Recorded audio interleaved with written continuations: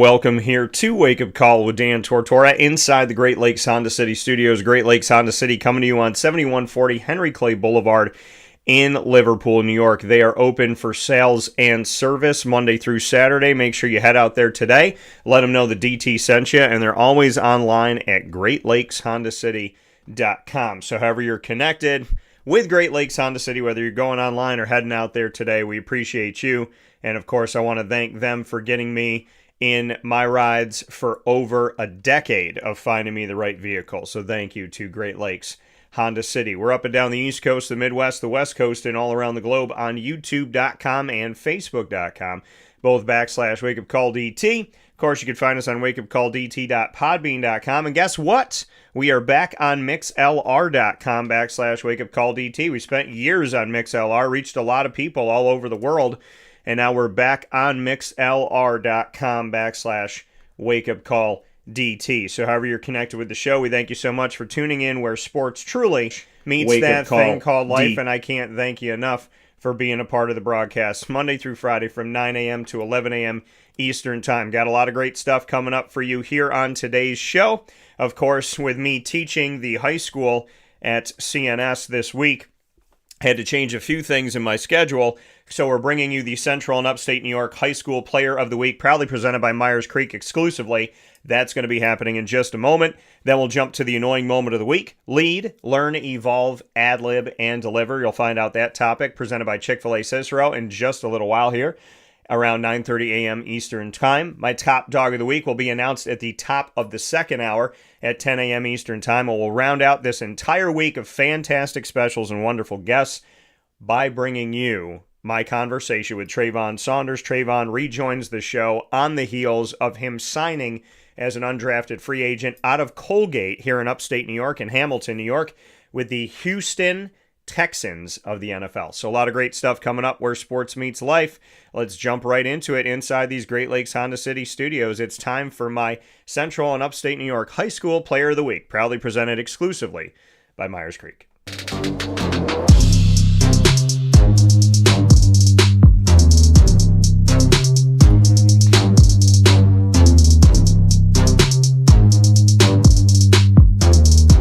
My Central and Upstate New York High School Player of the Week, proudly presented exclusively by Myers Creek, with Myers Creek's two locations on 33 Rippleton Road in Cazenovia on the countryside, and then, of course, in the Syracuse Inner Harbor on 720 Van Rensselaer Street in Syracuse, New York. This week, we're honoring Jack Putman. Jack Putman of the CNS North Stars boys lacrosse team just had 4 goals and 1 assist in a 14-5 victory over Shenandoah, improving to 9-0 on the season. They're the only team in the SCAC here in Section 3 in Central and Upstate New York that has an undefeated overall record at 9-0. So shout out to the undefeated start to the CNS North Stars boys lacrosse season, and big time shout out to Jack Putman, our Central and Upstate New York High School Player of the Week, proudly presented exclusively by Myers Creek. Jack and his team starting off the season 9-0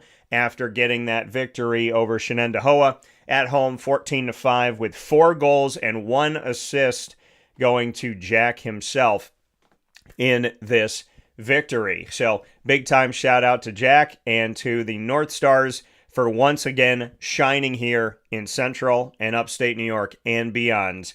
We look forward to everything that is to come with lacrosse this season on the boys and girls side. And of course, give a shout out to the CNS North Stars, to Jack Putman and his family as our Central and Upstate New York High School Player of the Week, proudly presented by Myers Creek right here on Wake Up Call with Dan Tortora. Make sure you head to Myers Creek on 33 Rippleton Road in Cazenovia on the countryside, and in the city of Syracuse at 720 Van Rensselaer Street in Syracuse, New York, in the Syracuse Inner Harbor, right by the aquarium that's being built right now.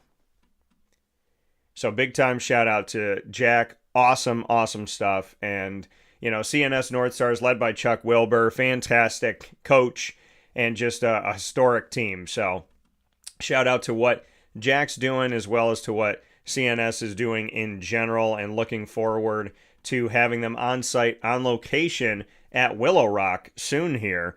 And so that'll be fun for us to bring them to you here on Wake Up Call with Dan Tortora on site on location. So definitely looking forward to that, and appreciate y'all as always for your support of our Central and Upstate New York High School student athletes. So many, many thanks for that. With that being said, we're going to take a step aside for a fast break. When Wake Up Call spins back around, we'll have the annoying moment of the week here with you on Wake Up Call with Dan Tortora, my longest standing segment, and the segment where I get to flip out about something in a funny way. That's coming up right after this. Stay with us. And now a message from Myers Creek Brewing Company, with locations at their Cazenovia Farm Brewery, Syracuse Inner Harbor Tap Room, and soon-to-be Lake Placid Tap Room. Well, I think first and foremost, the Feldmeyer family and our team are extremely passionate about what we do. We care very much about what we do. The Feldmeyer family is always investing. Our taproom management team, our brew management team, our marketing management team, and all of the team members that get after it every day, they leave it on the field. They put their heart and soul into it. I know for a fact that everyone that works at Myers Creek wants to be there, and we want them to be there. You know, we want them to feel good about their job. And again, if you've never been to a Myers Creek, especially to the brewery, I mean, I want your eyes to open really big. I want you to see how big of a brand this is. I want you to see where we're going. The sky is the limit, and I feel very proud of that, and I'm very excited about that. When you think of designing a menu for a brewery, it's kind of open to a lot of different interpretations. I mean, you can do American, you can do Asian, you can do Italian, and you just have to find, you know, how that meets that pub style dining experience, that gastropub vibe. And I think it's super fun for us because obviously we know that, you know, everyone in the world's going to sell a pizza or a burger or a french fry, but what can we do to be different? And what can we do to be true to who we are? We are a brewery, you know, a brew pub. So the flavor profiles are kind of all over the place. And I think it's super cool that we have a massive smoker at the brewery in Cazenovia, and we smoke a lot of our products. We have a delicious smoked turkey. We have barbecue ribs on Sundays. From a pulled pork sandwich to a chicken wing, you go to the Inner Harbor and you go to the Kaz location and you'll find similarities in the menu, but also things that are a little different and also kind of fit those different demographics or different communities, and also hopefully just drive you to try every tap room that we have open at some point, because you get a little something different at each one. You know, we understand how hard it is to, work every day and get after it every day, and when you're done at the end of your day, you want to go out and put your feet up in a good ambiance and good environment. So we take pride in that. We make sure that everyone knows that they're very much valued to us.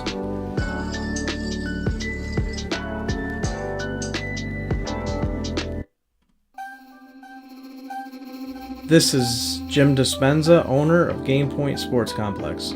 You hear the same story across any sport that kids play and any sport that adults play. There's never enough places to play. That was definitely true with volleyball, definitely true with basketball. Could be cheerleading, it could be field hockey, which is what we're seeing now. Every sport has a lack of places to play, and I think Syracuse in particular is a place where it's really bad. Despite the fact that we've got a lot of athletic talent around here, we just seem to have not enough places for people to play, and they're going to different places. They're going to Rochester, they're going to, Buffalo. They're going all different places because we don't have a place here, and I felt like that should change.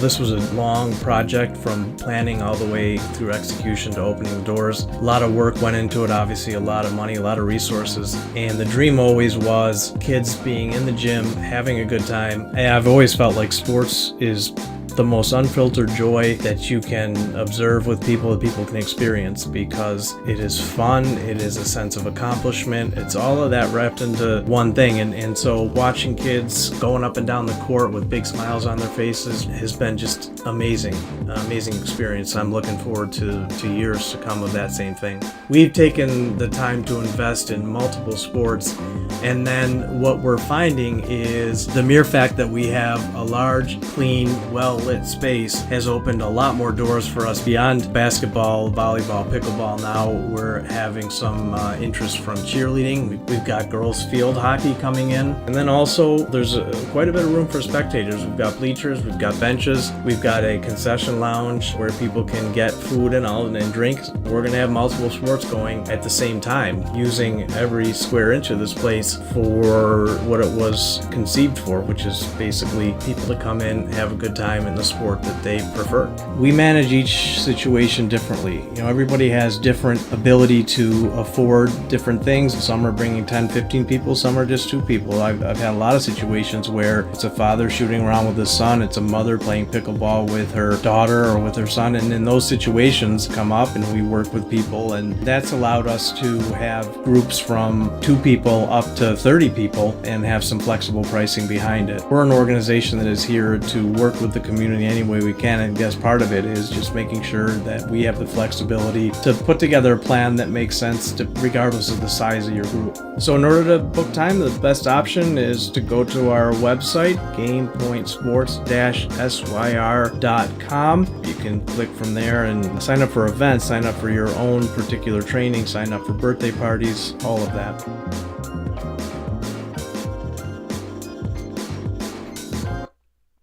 And a welcome back here to Wake Up Call with Dan Tortora inside the Great Lakes Honda City Studios. Happy to be here with you, hanging out where sports truly meets that thing called life. God bless me. I don't know what it is about sneezing on the air, but I do it all the time now. So happy to be back. Maybe that's the annoying moment of the week, that I sneeze on the air all the time. But happy to be here with you, hanging out where sports meets life. I think I sneezed on the air like 3 times in 8 years. And now I do it multiple times a year. So shout out to my allergies in this wonderful weather that keeps changing in central and upstate New York. If your ears are plugged, or, you got to blow your nose and you're figuring out why your throat's dry all of a sudden and all that good stuff, you can thank the crazy weather of central and upstate New York. But I hope you're feeling good. I hope you're doing well. If you're not, we're going to get you better, get you laughing today, get you having some fun, great conversation, and wonderful, wonderful things happening here on Wake Up Call with Dan Tortora inside the Great Lakes Honda City Studios, as always. So if you're having a great day, we're going to keep it great. If you're having a rough day, we're going to rock and roll in the right direction and get things better for you to the best of my ability. So let's go to the annoying moment of the week. And this segment is my longest segment that I've ever had on Wake Up Call with Dan Tortora. It's at least 14 years old, if it's not older. And I love doing the annoying moment of the week. Because, unfortunately, I shouldn't say it's not hard to find one. But, I mean, it kind of isn't hard to find an annoying moment of the week. Why do prices keep going up? Why? Like, why is gas... I understand, Dan, there's a war in Iran and data. Okay. Well, during the war in Iran, can we take some tankers? Can we get some oil rigs? I don't know. I'm kidding, but I'm not kidding. But why? You know what I mean? It's these gas prices are stupid right now. And, I used to be able to fill up my car. Now, having a Honda CR-V, when gas is like 2 something or whatever, you can fill up your Honda CR-V, that big old SUV, before getting to $30. Get to 20 something bucks. Yesterday, I'm almost at $40 filling up my car. That's unacceptable to me. It's unacceptable to me. So, but everything, right? Just these stupid prices that we have for stuff.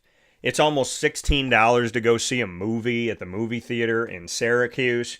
You used to be able to buy a DVD the first week it came out for $14. So, for what I could buy the movie for and keep it forever, now I have to pay more to see it one time. To me, that's ridiculous. To me, that's nonsensical by every stretch of the imagination.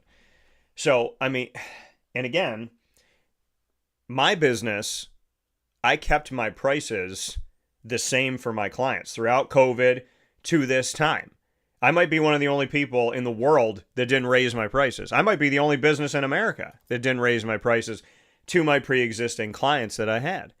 And I just find, I don't know how people are affording this stuff. I'm just me. And by the grace of God, I make enough to pay my bills, take care of what I need to take care of. I'm very grateful to God for that. And I have Lily. I don't have a wife. I don't have children yet. But when you look at that, I don't know how people do it. I don't know how somebody, where you have 2 adults in the house and, 3, 4 kids, I don't know how you do it. I really don't. I remember I dated this one girl and she's like, So we're going to get married. We're going to live on Long Island. So you're going to make $500,000 just to afford the house. So it's like, we're going to live on Long Island. We're going to have 6 kids. After we have 6 kids, we're going to adopt more children. We're going to build an outhouse for people to come. And I'm sitting here going, who's going to make the money to facilitate? Well, I'm going to stay home and raise the kids. Okay, so I'm going to kill myself. I'm going to be dead, early in my life because of this. And then I was talking about living my dreams and doing what I love and loving what I do. And she was like, well, if you don't sacrifice for the family and if you're not willing to get a second job or a third job, then you don't really love us, type of thing, or you don't really care about your family. And I was like, excuse me? You want me to live an outrageous monetary lifestyle, give me no help, and then tell me it's my problem? Well, I just get rid of the problem, which is you, and then I'm all right. So, because I don't know, and that was years ago. I don't know how people afford this stuff. I really don't. I don't know, God bless y'all that are out there doing your thing. Got to buy health insurance for you and all your kids and your spouse, and just, you got to have 2-3 cars in the driveway, and you got to pay for private school and college and all this. I mean, it's insane. It was expensive when I was a kid. I went to Christian Brothers Academy, and it was like paying a college tuition. And I got good grades. So, and then I got good grades in college, and I got a bunch of money going into college based on my scholastic side of things. And, my dad still had to apply for student loans. And, thank goodness for what my dad did when I was in school. And then eventually out of school, I took my student loans, paid them off. It was the first time I had ever paid something off on my own, or by myself. It was the first time I had ever closed something out. Because like I said, student loans, my dad helped me in college. But it was the first bill I ever brought down to zero of anything big that I had. And that really meant a lot to me. It meant a lot to me to have, my student loans come to me and say $0. And then you hear a president saying, we're going to forgive student loans and we're just going to not have you pay anything. And I'm sitting here going, is this retroactive? Are you going to give me back my money? You're going to give my dad back his money? You're talking about over $10,000. You got that in the bank? Who's that coming from? I mean, you're going to pay me back the money, but then that's going to come from the taxpayer, which is me. So I'm going to be paying myself essentially, right? Because when you talk about this free money stuff, there's nothing free when it comes to the government. It ain't free. So, I just, these outrageous prices, somebody needs to do something about it. Because here's what happens, right? So our bills go up, right? So your bill goes up. Let's use an example. Your bill goes up for your electricity, right? So your bill goes up for your electricity in your house. Your National Grid bill goes up. Well, the National Grid bill goes up for the grocery store too. So the grocery store is paying a higher National Grid bill, and so are you. And the grocery store, they look at their bottom line and they go, okay, we're still making money. We're just not making as much as we used to make. But they're still making money. So what they do is they go, okay, well, we're paying more for National Grid, so just pass that on to the people that come in the grocery store. Just jack up the price of this and this and this and this and this and this and this and this and this. So now your average groceries that cost you $60 now cost you $100. So now our bottom line stays the same.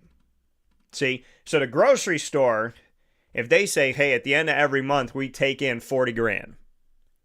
But now with National Grid going up, we're only taking in 27 grand. We need to make that 13 up. We're still making money, but we need to make as much as we made before. So they pass the buck and pass the buck. I've seen it happen, in businesses that I worked at, how the buck is passed. And it's unfortunate to the consumer because it always falls to you, right? Think about sports teams. We're here on Wake Up Call, sports show. Think about sports teams, right? You want to get all those players. You think Dodgers fans aren't paying more money because of the contracts that they have on that roster? You don't think their hot dog costs a little bit more? Their drinks cost a little bit more? The parking costs a little bit more? The jersey costs a little bit more? Because that owner's saying, hey, if I'm putting out $2 billion.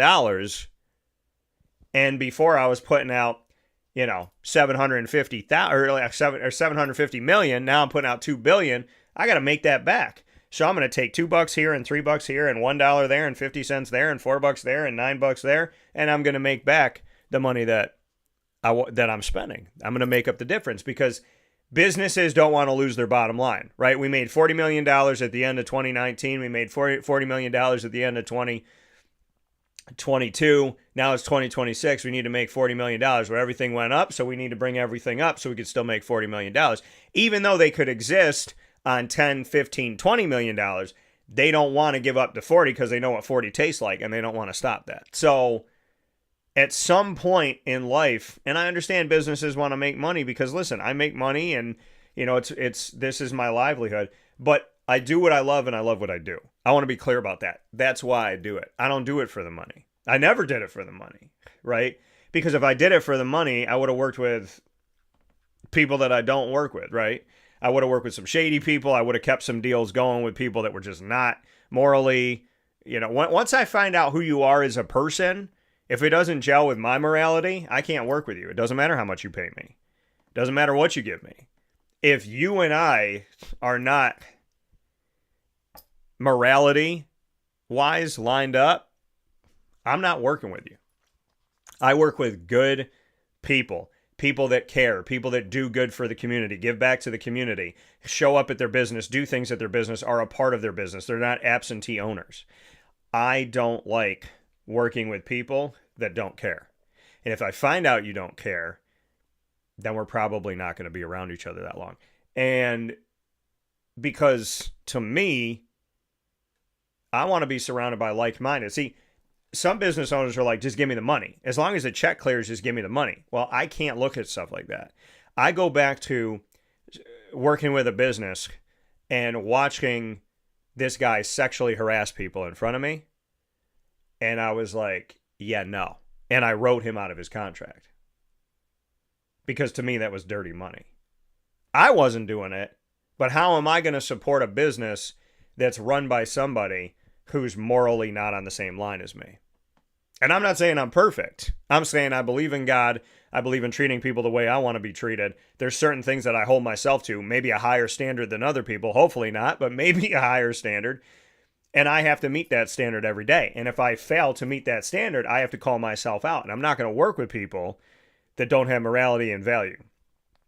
So to me, when we look at business simply being about make money, make money, make money, we're not caring about the person. And when people say, well, Dan, you're a business owner, you got to make money. Listen, again, the number one reason why I do what I do is for God. If I forget that for a second, I got to get reminded. If I don't get reminded by myself, he reminds me. I'm here for God first. I'm here for my dreams second. Money comes 81st down the line. I want to make enough to pay my bills and to be able to do what I want in life, be able to give to others and be able to live freely, right? I want to be able to go and come as I please. So, and I've been able to do that thanks to God. But my focus has not been on the money. The money came, but not because I was focused on it. When businesses focus just on the money, and you say, Dan, a lot of businesses focus just on the money, but that's the problem. Why does your cell phone cost $1,000? The thing that after, 6-7 months, the battery don't want to work and you got to charge it all the time? They can keep building better technology phones, but they can't build a better battery? Come on now. Call BS on it, because it is. But it's like your phone costs $1,000. $1,000. That friggin' thing in your pocket costs $1,000? With some kid making it in a sweatshop for what, $10? So like $1,000? And I'm not saying that everything's made in this. I'm just saying there have been sweatshops in the history of mankind. I'm just making an example. I'm not saying any company specifically, just so y'all know. So you look at the price of things and you say to yourself, how is this sustainable? So me as a business owner, I look at the businesses I work with and I say their National Grid's up, their Spectrum's up, their Verizon's up, their, like for a restaurant, the beer's up, the distributing's up, the food prices are up, the people that come in and clean their restaurant, that's up. They got to pay their employees more. So if I keep their price the same and they see everything raise up, I give them one thing that they don't have to worry about. And they didn't ask me for that. But at the end of my life, if I can be someone who helped, I don't look at like I'm losing. I look at I'm giving to you something that I would want somebody to do for me, right? We would all love if our car insurance didn't go up every year when we're good drivers. I called up my car insurance multiple times and I go, what is the point of being a good driver? What is the point of being a safe driver? Because I was paying $70 a month. Now I'm paying $177 a month. I'm paying $100 more a month over the last, you look at how it's increased over the years. I mean, it goes up $4 or $5. You're like, okay, that sucks, but okay. It goes up $10, $14, $20. You're like, what the hell's going on? Like, what's the point of being a good driver? So, but that whole thing about we're raising prices, we're raising, if everybody's raising prices, how do we sustain that? It's like NIL. It's like the $20.5 million house settlement. How can you sustain what we're doing unless we're playing with monopoly money?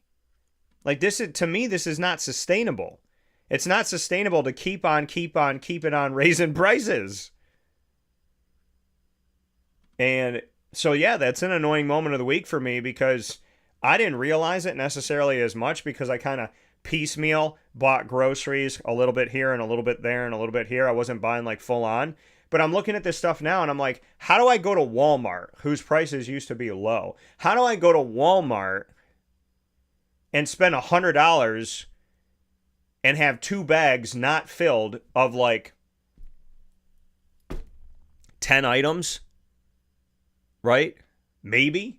I mean, I remember I went to Target and I got like dog cookies, deodorant, I got detergent, and I think cereal and cough drops or something like that. And I looked at the amount of money I spent and I was like, how the hell did I spend this much? How do you spend $40 buying 5, 6, 7 things at the grocery store? Like, how do you spend on like, not on big stuff, on small stuff, but how do you, I mean, during COVID, they kept jacking up the price of Lily's dog food. It was like it went up $1, then it went up $1, then it went up $1, then her dog cookies went up, then they came down, then they went back up. It's $14 for me to get her this like thing of dog cookies. And they're like these basic chicken flavored soft dog cookies. And they're little because she's a little girl. They're $14. So, I mean, I think we're all feeling this, and I think this is all kind of a known thing in our society, but it is the annoying moment of the week because how is it sustainable? I'm one person, okay? But when I start dating, so I did that recently, right? I dated for a little bit, and then I stopped because it cost too much. I'm kidding. But I'm kidding. This is a joke. I just wanted to say it because I want to be funny. But it's a joke. That's not why I did it. So some people might. But you go out on dates. And then you start looking at the bill and you're like, all right, I spent $120 here. I spent $112 here. I spent $90 here. And you start looking at this stuff and you're going, man, I take a girl out once a week and it's going to cost me $80 to $100. I take her out twice a week. Now I'm spending $200. I take her out 8 times a month. I'm spending $800. So I'm spending almost $1,000, and then I'm like getting this and getting that, and whatever. Get her something nice, get her flower. So I'm spending $1,000 just dating, like extra money. You know what I mean? So it's like being fiscally responsible, right? So again, that's how I don't know how people do this. Because it costs a good amount of money to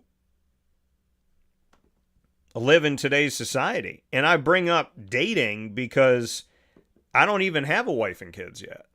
So, you know what I mean? Like when you're dating, you're like, all right, I'm spending a little bit more because I see them a couple times a week. If it's, you know, if those are your kids and, you know, you got kids and you have a wife and now, I mean, this is all the time, right? You got to go to the grocery store all the time. And you see parents go to the grocery store, they spend $200 on a little kid. And then they're like, man, in 2 weeks, I'm going to have to be back here. I'm like, man, tell that little kid. I mean, why that little kid eating so much?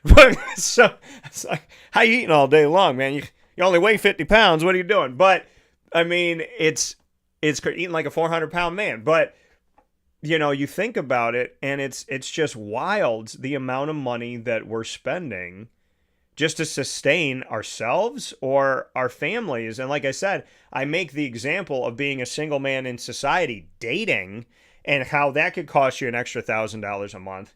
And then you think about, well, what if I'm not dating? What if that's my wife and then we have 2 kids? Now I'm spending, you know, maybe I'm spending daycare, and all this stuff going up. So I'm spending daycare, I'm spending food, and this, that, and the third. I mean, it's crazy. It cost $3,000 for a family of 3 to go to Disney years ago. Like pre-COVID. I think it was pre-COVID. Yeah, it was pre-COVID. It cost $3,000 to take a 3-year-old who's free to get in the park, mind you. A 3-year-old and a husband and wife, $3,000 to go to Disney for, you know, about a weekish time, $3,000. Like, you know what I mean? It's like, I want people to be able to live their lives. I want you to be able to go have fun. It's expensive. But with all the prices going up, I've seen Disney's price jacked up so much. What it costs to go in a Disney park for a day now, one park, one day, is $100 more than what it cost when I worked there. $100 more. They more than doubled the price of what it costs to get in. And then Disney, we're not going to ever make our Fast Pass cost money. Then during COVID, got rid of the Fast Pass. There was no Fast Pass during COVID. You just had to wait in line. And then they came back with a lightning lane.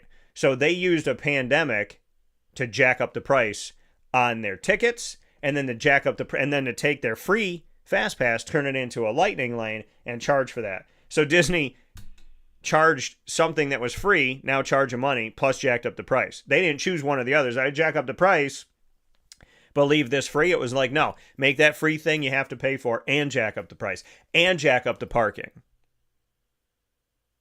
It's really sick, and I'm a Disney fan. It's really sick to me that a place like Disney used COVID, used a pandemic to smack every single guest they have in the face. They're like, hey, pre-COVID, you could do this for $120. Post-COVID, $340. Like, it's criminal what is happening in society. Now, I believe in capitalism because I believe that there shouldn't be a ceiling, and you should be able to keep making money, and, you know, you shouldn't have to share your money with people doing nothing, sitting on their couch. I do agree with that. But I also agree that we have to find a way in our society to have a heart. Because the last time I checked, business owners got to buy groceries too. The last time I checked, they still got to go out to dinner. The last time I checked, they still go to Disney and go on different vacations and whatnot. So, you know, these people that are jacking up the prices, you know, those prices are getting jacked up on you too. And I just want more people to have a heart. And that's why it's the annoying moment of the week for me, because I don't know how it's sustainable to keep jacking up prices all over the place and think that, like, the cost of living going up, so then you have to raise minimum wage and then you have to raise salaries. You know, how are people supposed to get by? The majority of us are not rich.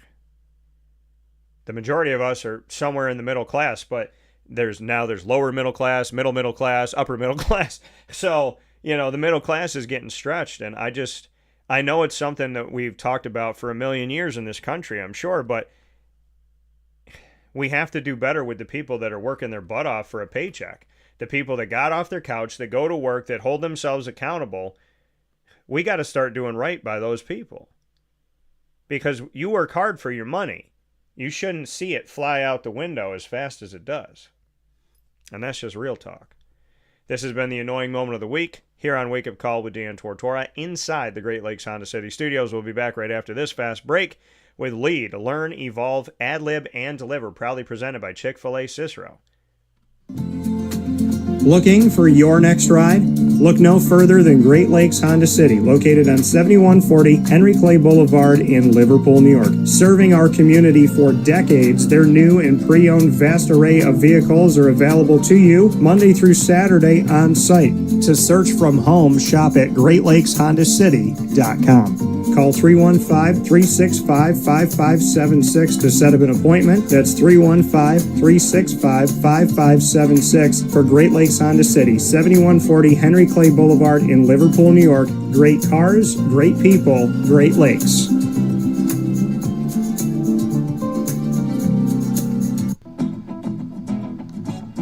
Hi, this is Amy from Mother's Cupboard, home of the whole frittata. We are open daily 6 a.m. to 1:30 p.m. For takeout orders, call 315-432-0942 and tune in to Wake Up Call with Dan Tortora for our monthly food challenge and try our Wake Up Call signature menu item available 7 days a week.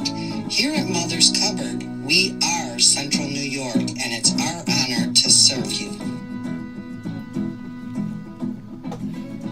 Ma and Pa's Kettle Corn and Popcorn Factory remind us that every day is worth celebrating at 201 7th North Street in Liverpool, New York. Open Monday through Saturday in-store and always online at maandpaspopcorn.com. Serving our Central New York community and beyond, order anywhere, anytime at maandpaspopcorn.com. Stop in to get a tin at Ma and Pa's on 201 7th North Street in Liverpool, New York to get your half-price refills for the rest of your life. Come to Ma and Pa's for your holiday gift giving for family, friends, employees, and clients. And remember, for fundraising and events, to call 315-450-6272. That's 315-450-6272. Ma and Pa's Kettle Corn and Popcorn Factory. How corny are you? This is Jimmer Sikowski, owner-operator of Chick-fil-A Cicero, 7916 Brewerton Road in Cicero, right in front of the Home Depot. I had a deep feeling that God wanted me to do something bigger with my life and to help people, help others. I kept putting Chick-fil-A in my life, and I realized as I was going through the franchise selection process that positively impacting the lives of others was really core to what we do here at Chick-fil-A. First of all, it starts with the food. The food is brought in fresh daily, and we bring in local produce. We prepare to order in the kitchen. We hand bread our chicken. We hand spin our milkshakes. It's great food. It doesn't taste like fast food. I think the second thing is the way people feel when they come in a Chick-fil-A restaurant. It's different. We try to treat people with intentional kindness here, which is very different and deeper than good customer service. And so I think it feels remarkable for most people to come in a Chick-fil-A restaurant. And then lastly, the impact that we try to have in the community is very different. It's a big part of the expectation of every operator of a Chick-fil-A restaurant is that they're actively engaged in their community, they're a leader in the community, and they're making a difference. When they realize that what we're striving to do is to shine a little light in their life, that's a very, very different experience than you will have at any other quick service restaurant. And it's that remarkable experience that I think people will emotionally connect with.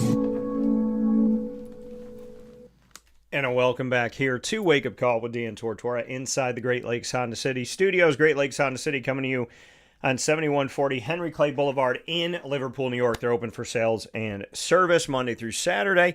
And, of course, all the time online. Get a sneak peek of their inventory of new and used vehicles. You can buy and lease. GreatLakesHondaCity.com gives you that sneak peek, so make sure you take a look today. Jumping into Lead, Learn, Evolve, Ad-Lib, and Deliver is the acronym, proudly presented by Chick-fil-A Cicero, the first Chick-fil-A in Central New York, run by our fearless leader and my brother, owner and operator, Jimmer Sikowski. Today's topic, God's plan is better, so trust it. This one hits home for me because your boy don't listen when it comes to God sometimes. He tells me who somebody is, and I go, nah, they ain't that. That's not who they are. And he goes, yeah, that's who they are. And I go, no, that's not who they are. And he goes, yeah, that's who they are. When God shows you who somebody is, believe that. Believe him. Believe what God is telling you. Believe the Lord when he shows you somebody's identity, true identity. Believe him, right? And believe him when he tells you, I got this. My plan's better than yours, because it is. God's plan is always better than ours. It's always better than ours. How do you know, Dan? Well, because I tried to do my plan instead of his plan, and every single time, it didn't work out. Okay? Well, Dan, don't you chase your dreams? Yes. But everything I do is supposed to be with God. With him at my center, with him at my core. He is the one I go to. He is the one I talk to. God is my strength. God's plan is better than our plan. What does God say in the Bible? Okay? What is that verse? Jeremiah 29:11. For I know the plans I have for you, declares the Lord. Plans to prosper you and not to harm you. Plans to give you hope and a future. See, we think all the time, God, you ain't listening to me. Okay? I know the best plan for my life. This person needs to be my wife, right? That person needs to be my husband, right? I picked him. I like that one. And God goes, no. And you say, what do you mean no? That's who I want. And he goes, no. Or you say, God, I'm going to live here. And he goes, no. Or God, I'm going to do this. And he says, I need you to do this first. Right? And we think when we don't get what we want that God is not caring about us, right? He forgot about us. He went on to somebody else. He keeps blessing these people over here and blessing these people over here. By the way, folks, if you go on social media, now my social media is real. Okay? My social media is real. It is raw. It is me. On and off the air, I'm the same guy. That's not everybody's social media. Okay? So when you see people out here and it's like, man, that person treats people like garbage. I know how that person interacts with me. They're so mean. They do this. They do that. They did these things that I would never have done, and they keep prospering. They keep prospering. They keep prospering. How does somebody who does people so dirty continue to prosper? Listen, social media ain't always true. Okay? When my mom tell me, I go, Ma, how does somebody do me this dirty, and then they get to go on and live a life where they got all these blessings? And my mom goes, how do you know they're not doing somebody else dirty? How do you know? How do you know that after they did it to you, they're not just doing it to this person? You think they're all happy and good because they got this, that, and the third, but how do you know that anything's changed? If nobody's pushed that person to change and that person hasn't asked themselves to change, then why would you think that anything's changed with that human being? They're probably the same old person doing the same old stuff to somebody else right now, and you're out here thinking, oh man, they got it good, right?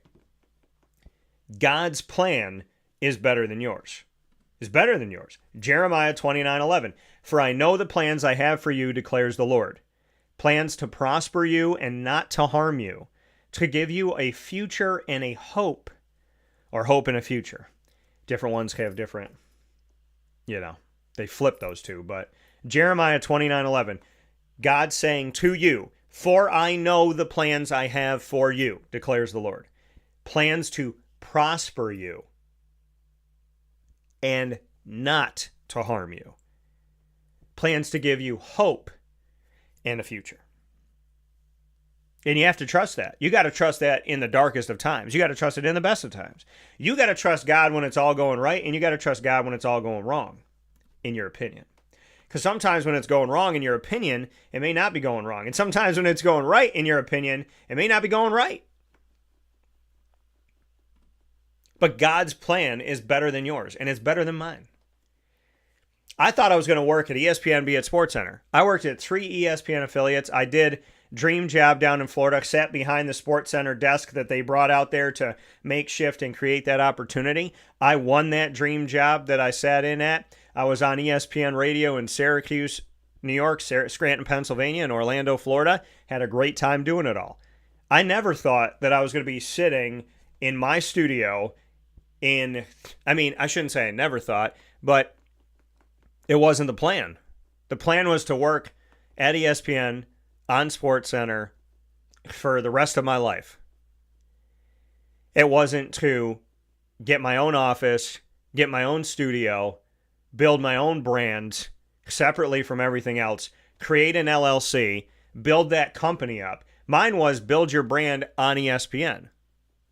Then it became build your brand with your brand. Make your brand. Like, you're building everything. You're going to build the company and the show and the brand all at the same time. You're going to put it all together. You're going to build your personal brand, not on somebody else's company, but on your own company. That was God's plan. That wasn't my plan. That was God's plan. Right?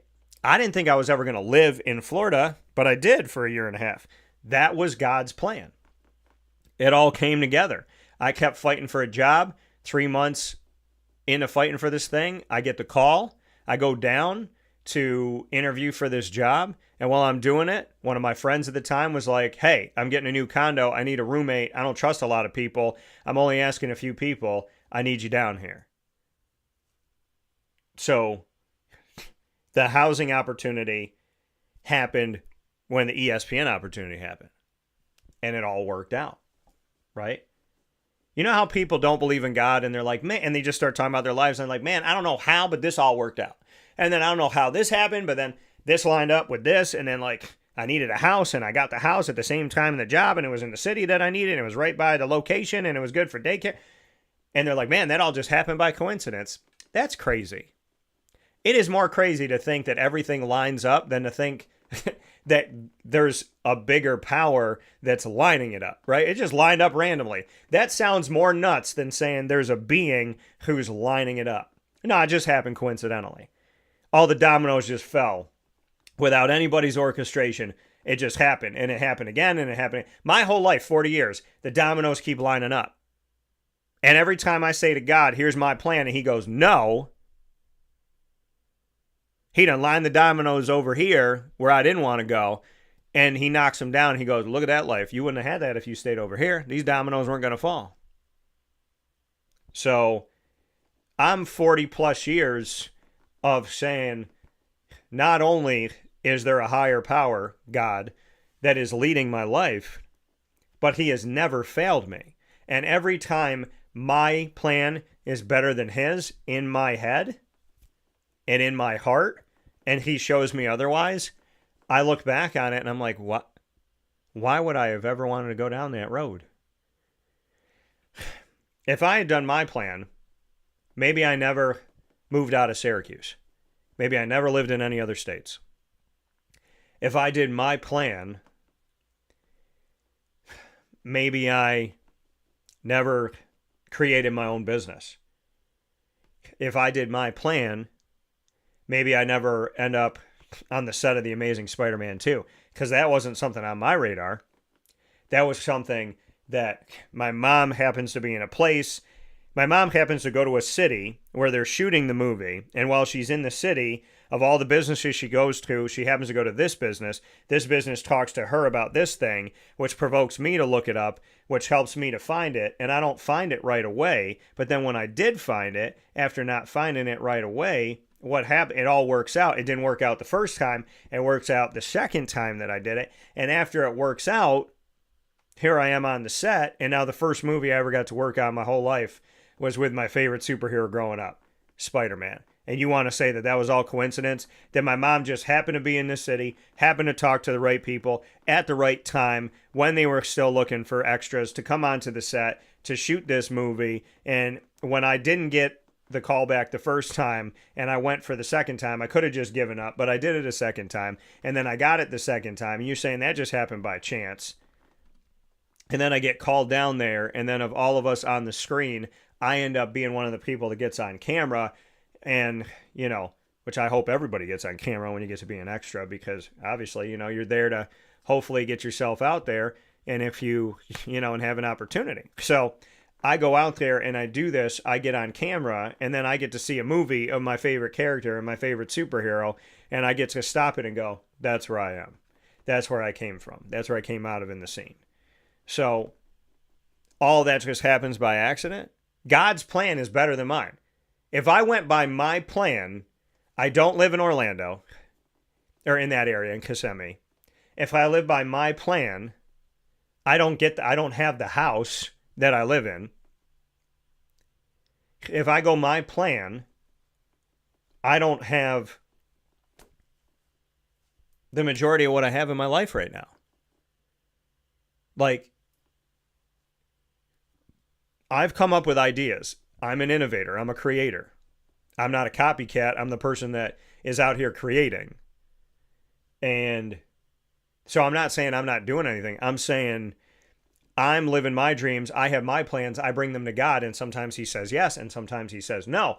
But when he says no, I would say, yeah, okay, I'm going to do it anyways. And he would go, okay, and we're going to watch you fall on your face. And then you're going to come back to me and you're going to be like, all right, what do you got for me, God?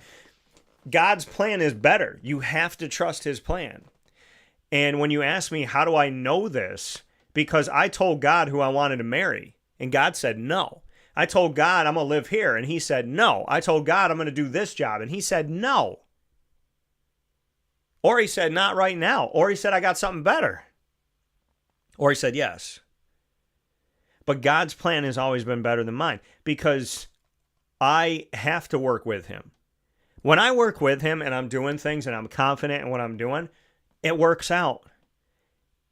And if I'm doing something and I think, okay, this thing's never going to change. This is never going to change. There's friendships that I said, I'm going to have these forever. This person's going to be here for the rest of my life. This person's going to be here for the rest of my life. And then God showed me who they were. God showed me who they were. 14 years in, God goes, this is who this person is, and I'm bringing it right to your face. It's not going to be behind your back. It's going to happen right now. And it changed everything. And then God said to me, best friend of 12 years, I'm going to show you who they are. And the last time I was in front of them, he didn't just show me one thing. He showed me many things. And he was like, what are you going to do about it? Because he didn't want me there.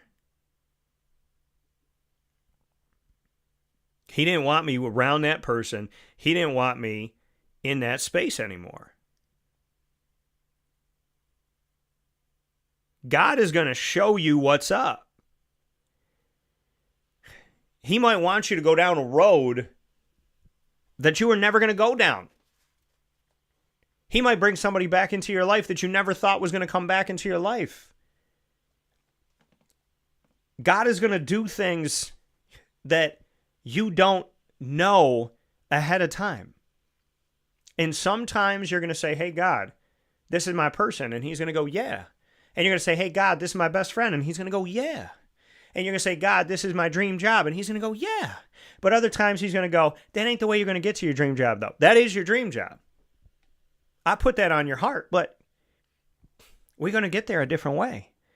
God knew what I wanted to do, but he got me there a different way. But I wouldn't change a dang thing about it. I love every moment of it. Right? And if I hadn't had the relationships that I had in the past, I wouldn't have my house.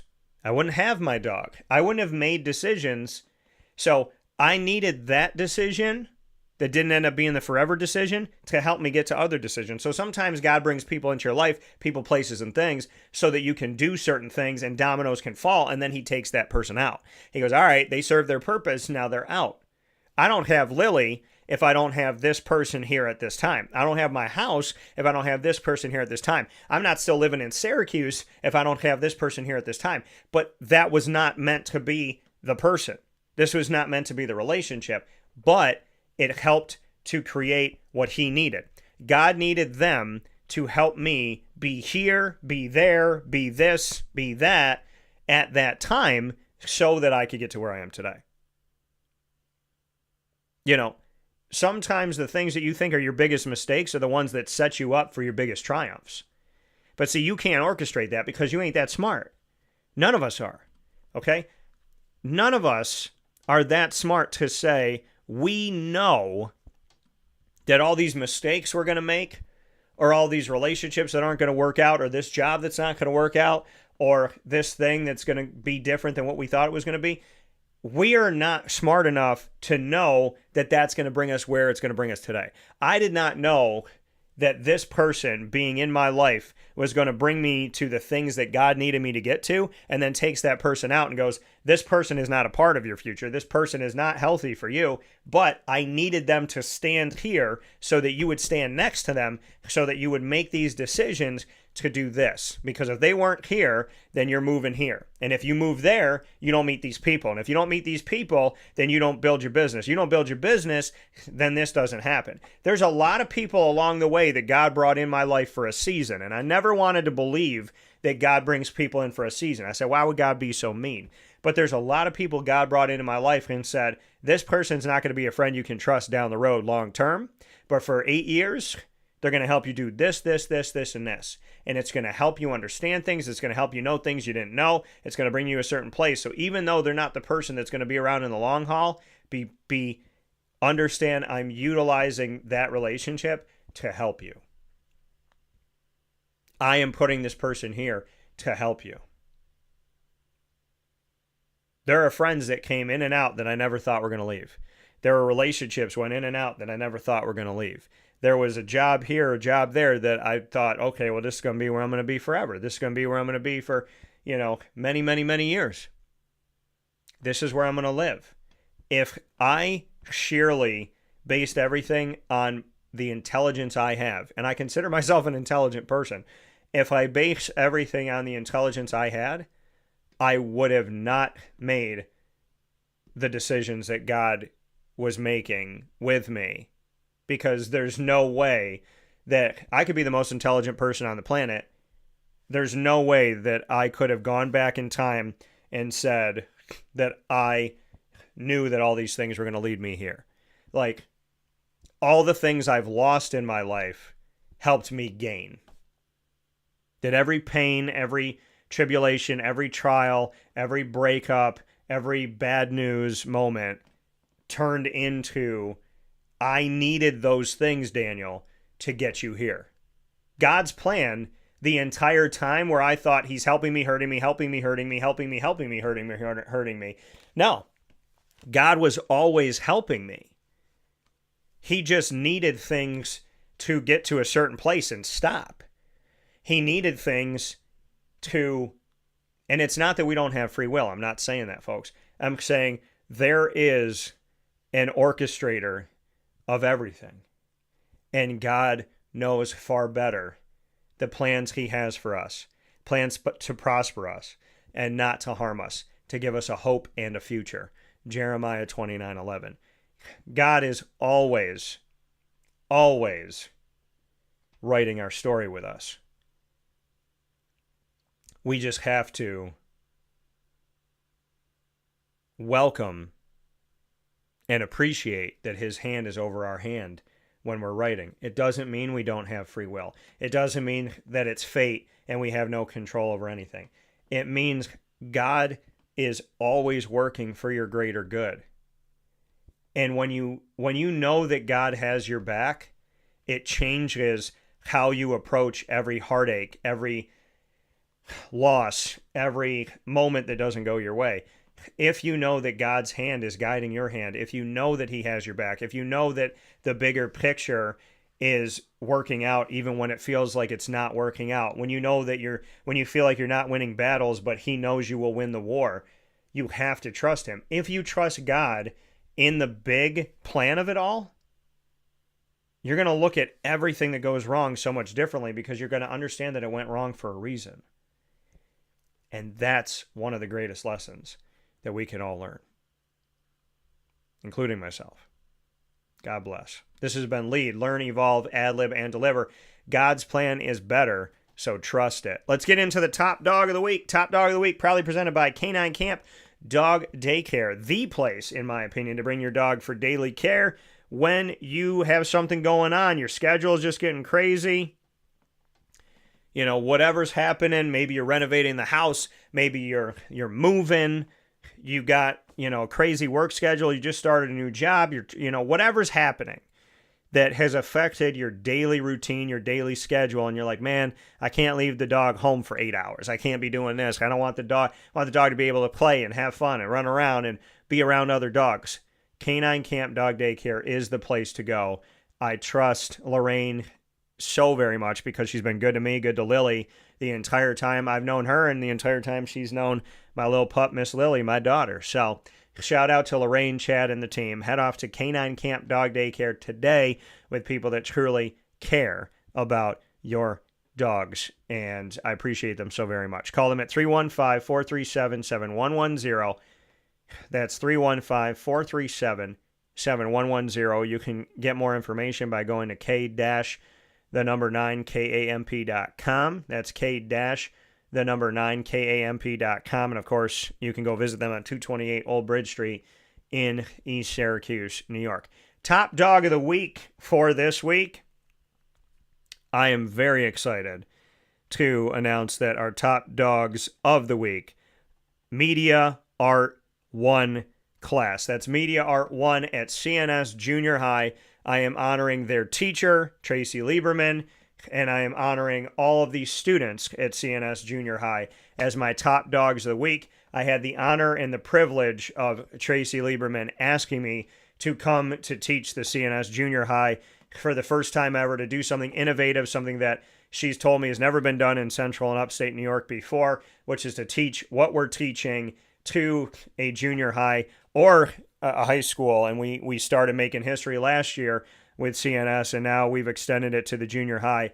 She wanted me to come in and teach them about creating a show, and I called it the art of listening when it comes to interviewing. And we spent this week, Tuesday and Thursday, we spent that time period teaching students how to actively listen and how that helps them to become not only a good interviewer, but to become a better person. When you talk with somebody and you actively listen with them, what does that create, right? What does that active listening provoke? Great conversation. What does great conversation provoke? Potential friendships, relationships, and, bonding with people, which helps people know they're cared about, which helps people to not give up, to know that somebody sees them in this crazy world where we feel like we can get lost pretty easily. So there was so much about podcasting, broadcasting, creating a show, but also with the deeper meaning of life, caring about people, listening to people, engaging with people, putting your phones down, putting your tablets down, putting your devices down, looking somebody in the eye,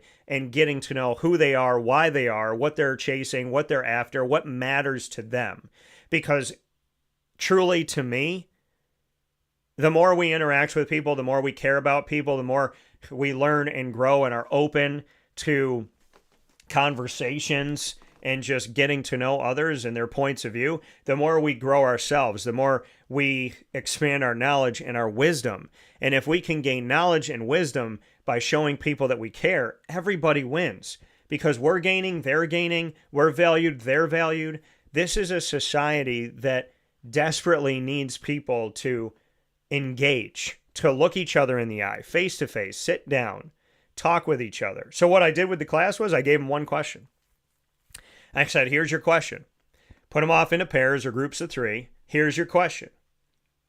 And then we expanded to a group of 4. I'm going to give you a question. The person that you're interviewing is going to answer that question. And then you're going to have to ask them 4 more questions off of their answer. So I'm only going to give you one question. So, for example, what's your favorite hobby? Right? So you ask somebody what their favorite hobby is, they tell you what their favorite hobby is based on how they answer you. Oh, my favorite hobby is basketball. I've been playing since I was 3. Oh, wow. What made you start playing at 3? Oh, my dad was a basketball player. He handed me a basketball. He told me he put one in my crib when I was a baby. Oh, that's crazy. So your dad loves playing basketball. He gave you a basketball the first time when you're 3. What's your relationship like with your dad? Oh, man, my dad's my hero. He means the world to me. What's the best thing that he taught you on the basketball court? Man, I'm a right-handed person. He taught me how to shoot left-handed. And now because I'm so versatile, I might have the opportunity to play in college. Wow, that's incredible, the opportunity to play in college. Do you have a place that you'd love to play? Do you have a dream school? Right? Or I could stay with dad, right? So I can ask you about your dream school, or I can talk about you playing left-handed and how many years that took you to perfect that craft. Or I can say to you, what's your favorite memory with your dad off the court? The best thing he's taught you off the court, since we talked about on the court. There's so many places you can go, but I gave the kids one question and said, you got to take this one question and build an entire conversation. I'm going to give you one question. You got to ask 4 questions off of that one question, which means you have to listen when you ask that question to their answer to provoke your next question, to that answer, provoke the next question, to that answer, provoke the next, and so on and so forth to create a discussion. And now all of a sudden we're getting to know people. We're laughing, we're smiling, we're talking about our passions, the things that matter to us. We're getting into our emotions, the things that we care about, the value. And you're showing somebody they have value, and you're sharing that moment with them. And now all of a sudden we've created a memory. Now it's so much more than broadcasting, right? So we did that on Tuesday. We practiced. And then on Thursday, we went live, and you can watch it all on our YouTube channel, youtube.com/wakeupcalldt. We shared it on X at CallDT. I shared it on Facebook at wakeupcalldt. You can watch what these kids created in just 2 classes. So to the Media Art 1 class led by Tracy Lieberman, I want to shout out Tracy. I want to shout out CNS. I want to shout out the school district. I want to shout out the junior high in general and everybody that allowed this opportunity to be possible for me to come to the junior high. And of course, more than anything else, with Tracy, I want to shout out the students, because without you, my idea is an idea. Without you, it doesn't come to fruition. Without you, it's not real. It's not tangible. What you all did as students in 2 classes is remarkable. It's heartwarming. It made me feel accomplished. It made me feel like I did something right. It made me get in touch with my mom and dad and tell my mom and dad all about it. It was one of the most exciting things I've ever done in my life, not just in my career, because I really felt like what you created made me feel like you were picking up what I was putting down, and it just warmed my heart. So to all the students in Media Art 1 at the CNS Junior High, just know I already can't wait to teach you again. I want to come in next week. I want to come in a month from now. So I already can't wait for the opportunity. I cannot thank Tracy enough. And to everybody that thinks that our society has lost the personal relationships, we've become impersonal, we're all about technology, we're all about ourselves, we're all selfish, I can tell you what these kids did in 2 days is show me that this world is in good hands. All we have to do with our children is be willing to teach them, to challenge them, and to give them an opportunity to care. And then when they take that and they run with it and they create something amazing, we can stand back and be really proud and know that our society, if we teach our children and we show them how to care, we show them how to be present, we show them how to value others, and we show them how to really actively listen, the art of listening. If we do these things that seem basic, we can truly see our community turn into something special. These kids impressed me. They went above and beyond, and I'm very grateful to the CNS Junior High, to Central and Upstate New York, to Tracy Lieberman, to the administration, to the school district, and of course, more than anybody else, I'm grateful to the kids, because without you, my idea is just an idea. So thank you for bringing it to life. Thank you for showing me that the future's in good hands, and let's go rock it together. God bless you all. The CNS Junior High Media Art 1 classes, who are my top dogs of the week, proudly presented by K-9 Kamp Dog Daycare. Let's take a step aside inside the Great Lakes Honda Studios. When we come back, I will be joined by the amazing Treyvhon Saunders. Hi, this is Chris Rauda. And Colleen Rakowski from Gray's Craze of Clay. It's a fun, innovative, upscale catering solution. We've turned eating into a whole new experience. Each of our boards is packed with delicious mix of artisan cheeses. We use premium cured meats, fresh fruits, nuts, and all of the sweet touches that really bring out the best in every perfect bite. We offer something as small as a grab and go that feeds 1, maybe 2 people, to our large board that can serve anywhere up to 25, 28 people. So we have the ability to really meet and hopefully exceed all of our customers' expectations when it comes to the different varieties of things that we have. Charcuterie boards or boxes are healthy, fresh, delicious. They're made to order. We're baking the breads here daily. We're baking the cookies here daily. All of our dips are homemade, made in-house.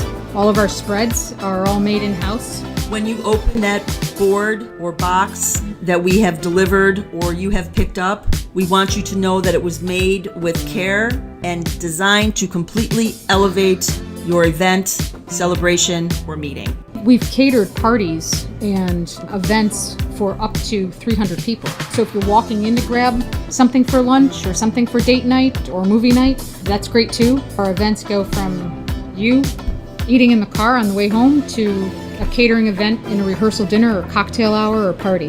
When we do, again, know what the event is specifically for a wedding, we like to schedule tastings so the bride and groom can come in and see what we have to offer.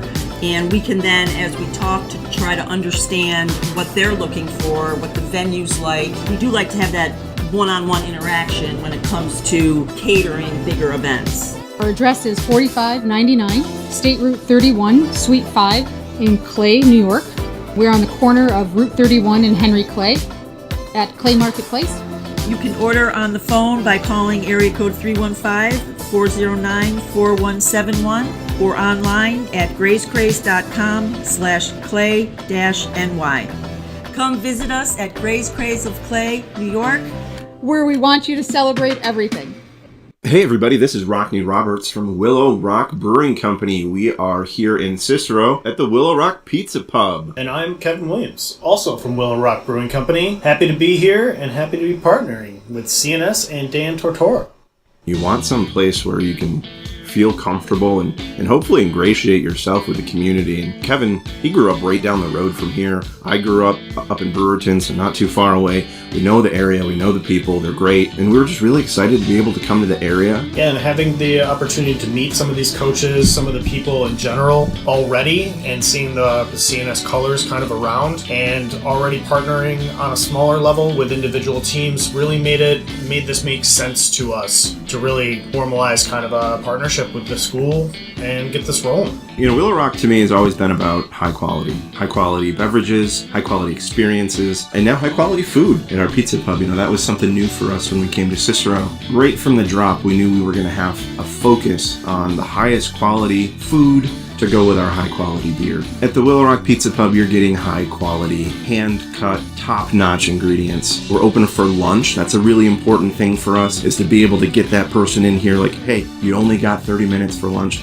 but we're gonna have something for you that you can get quickly and available to everybody. Yeah, we wanted something that was just a little bit outside the box, a little bit outside of comfort zone, but still something that you could rely on to be consistent and easy to look at and easy to be like, oh, I can see myself eating this. I can see myself wanting to have that more than once. Eating a whole pizza, like our beef on weck pizza, I've never seen one anywhere. It's just a great ideas, great inspiration across the board. We're their spot to stop. We're their friendly neighborhood watering hole, as well as pizza place and place to stop for a restaurant. Not just beer drinkers here. We've got wines, we've got cocktails, we got non-alcoholic stuff for the kids. The location is more important today than it ever has been before, and we're lucky enough to be here in Cicero.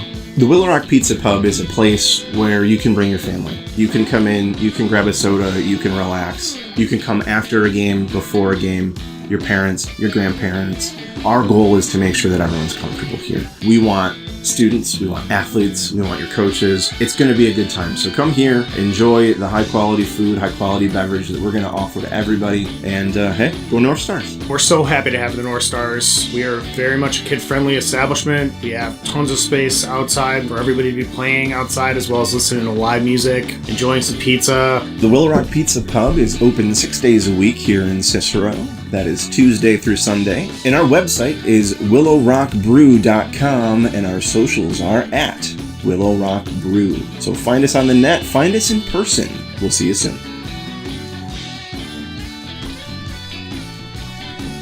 And a welcome back here to Wake Up Call with Dan Tortora inside the Great Lakes Honda City Studios. Great Lakes Honda City coming to you on 7140 Henry Clay Boulevard in Liverpool, New York. We appreciate you, as always, for being here with us, where sports truly meets that thing called life. And it is my honor and my privilege to be joined now picture in picture with Treyvhon Saunders here with us. Trey was a part of the broadcast here, well, during Syracuse Pro Day when he was on site on location for that. I had the opportunity to get some video and to talk about Treyvhon Saunders. And then after that, we had the opportunity to speak here on the show on Wake Up Call with Dan Tortora inside the Great Lakes Honda City Studios about what he brings to the NFL. Now, on the heels of the NFL draft wrapping up, we now know that Treyvhon will be doing exactly that, bringing his skills to the NFL with the Houston Texans, signing pretty much immediately after the draft as an undrafted free agent by the Houston Texans. I'll forgive him as a longtime Jaguars fan, but I'm happy to have him here on the broadcast. Trey, how are you doing? Moment, right? To be able to celebrate this and to be able to, have this dream realized for you, just what you can say to that effect and just what it means to you. No, it means a lot. I mean, I know last time I told you that I made my promise to my mother before she passed that I would make it to the NFL. So like allowing that dream to come true and just like know that she's looking down at me proud of what I've done and all the hard work that I put in all of these years to just make it come true. Also just as a testament to all my hard work that I've put in, even coming off the injury, like to be able to still make it to the league. And I'm just excited for the opportunity and just to go in there and kick the door down and make a name for myself. Like you said, I mean, the opportunity to kick the door down and make a name for yourself, going through the draft, I mean, obviously you want to hear your name called, and so you're going through it, and you got round 1, and then you have 2 and 3, and then 4 through 7 on the final day. Just bring me through how you kind of went through the draft itself and just what you were doing for those 3 days and how you were kind of handling the moment, because it is a nerve-wracking moment. It's something that you've waited for. It's something that you wanted. And so as you look at the NFL make their decisions with the 32 franchises, just how you went through the draft. Yeah, I mean, I knew I was a potential day 3, so day 1 and day 2, I wasn't really stressing. I was really just watching it just to see what's going on with the league and everything like that. But day 3, I was a little nervous, but I was also excited because I felt it in my heart that somebody would come and get me. But yeah, I mean, there's always nerves and there's always excitement and everything in it. But I'm just happy, man. Like I was with my family. I went back home, had some friends over that I haven't seen since middle school. So it was just a good environment to be in, and everybody was so supportive. So it was a great time. Yeah, like you said, I mean, you're going through the process. You worked really hard for this moment, and for me, having the opportunity to get to know you, get to know your story, and and speak with your coaching staff at Colgate about you as well. I mean, there's a lot to be said, Trey, about the fact that you've left a really good impression, and I know you've worked really hard. You worked through injury, you worked through adversity off the field, and so many different things that have gone on in your journey.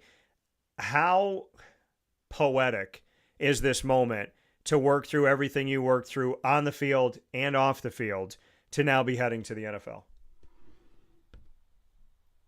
I mean, it's great, man. Like, I'm kind of just at a loss for words just because it doesn't feel real yet. Like, I don't think it's until I step into the building and actually put a jersey on and be around the guys and meet everybody there. I don't think it would really feel real. But it's just surreal in a way. Like, when I was able to just hug my dad and just cry with him and hug my girlfriend and hug my family, hug my mom, hug my brothers, it was just a great feeling. And I don't know yet. Like I said, I'm just ready for the opportunity. I'm just ready to go to work. Like I'm excited to just go out there for camp and show them what I really got. Cause I feel like I'm underweighted in a way. Like I don't think anybody truly knows my true skills yet until I show them on the field. And I'm excited to do that. And you said, when it comes to, and you and I talked about this a little bit on the last broadcast, but going through what you went through with your mom, and to be able to make that promise to her and to tell her like, hey, I'm going to make it. I'm going to go to the NFL. And your mom, Danielle, struggling with ALS and everything that she had been through. When you got to say that to her and you got to tell her, Ma, this is what I'm going to do. And that got to be your kind of exclamation point on your time with your mom until you get to see her again. Now that you can celebrate that and say, hey, Ma, look, I kept my word to you. Just bring me into that moment. Like I said, it's surreal. Because I talk to my mom all the time. Like when I pray to the Lord, I also pray to my mom as well, and just ask her for protection and guidance. And she did just that. And I know after the draft, I was just talking to my dad about it. And my mom's sister actually came to the draft party, and just seeing her again and seeing her face and just reminding me of how beautiful the family was and how beautiful my mother was and her kind heart and kind soul. it's just a surreal feeling. Like I can't even express it. Like I just know that she's so proud and smiling down and rejoicing in heaven right now. And that makes my heart warm because I know she's in a great place. That conversation that you had with her that we talked about the last time you were on the show, when you said, one of the last things I said to my mom is I'm going to make it. Like I'm going to go to the NFL. Why did you want her to know that? Why? What inside of you was like, hey, before I give her a kiss on the cheek and step out of this room, I want to say, Mom, I'm going to do this. This is going to happen. Why was that on your heart to tell her that? Man, like I was in the room and I heard her crying and just in pain and in agony and everything. So I went in there just to make sure she was okay.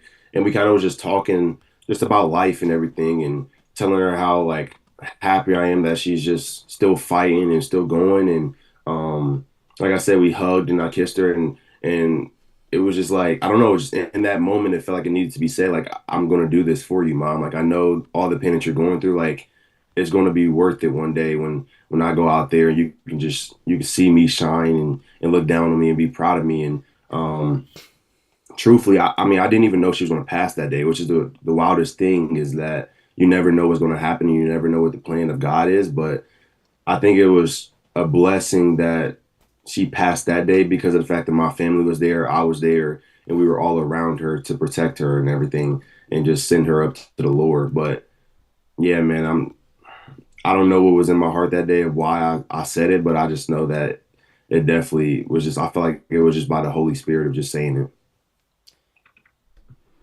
For you, like you said, seeing all the pain that your mom was going through and letting her know she's going to be all right, letting her know everything's going to be okay. You went through injury as well. Seeing what your mom went through and the pain that she went through, did that make your pain feel so much less? I mean, listen, we all feel pain. We all go through stuff and whatnot. But seeing what your mom went through, did that just kind of make you see things differently? That if you go through an injury on the field or something happens on or off the field, it's just like, hey, I saw what my mom battled through. I saw her strength. I saw her fight. So whatever God's got for me, I'm not worried about it. Like, did seeing your mom go through what she went through almost kind of make you see things a little bit differently, I guess? Oh, absolutely. And that goes all the way back to even high school and when I first got to college. Like whenever we did our workouts, she's always been my purpose, always been my why for everything. No matter what I do, I'm giving her the glory for everything. And um when I first got here and the workouts are hard and you're doing summer conditioning, you're doing summer workouts and everything. And like throughout college, I always, if anything got hard, I just said, if my mom can do it, I can do it. Because she went through pain and man, I'm telling you, like her hands couldn't even open fully. Like it was clenched, like she couldn't move really. Like she was in a wheelchair, she was in pain, she was screaming all the time. And just hearing that, it just made me realize that like if she can do this, I can just do a regular workout that's a little bit hard, that's temporary. Man, hers was permanent. Like she couldn't fix that. She couldn't change anything about it. She went to stem cells, she went to treatment, she did everything that she could, and it couldn't be changed.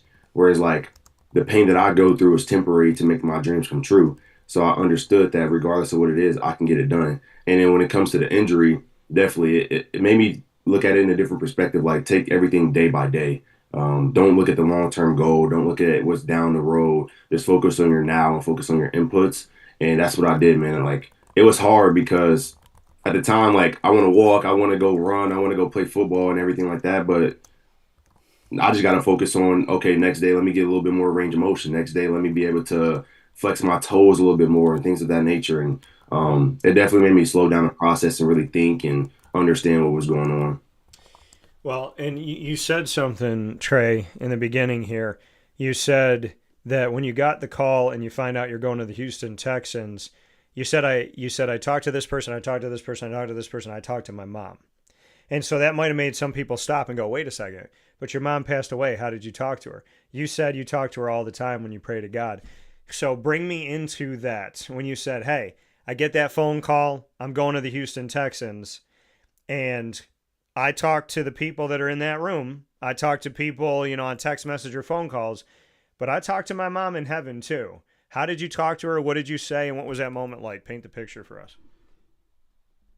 So actually, on day 3 of the draft, I think it was round 4.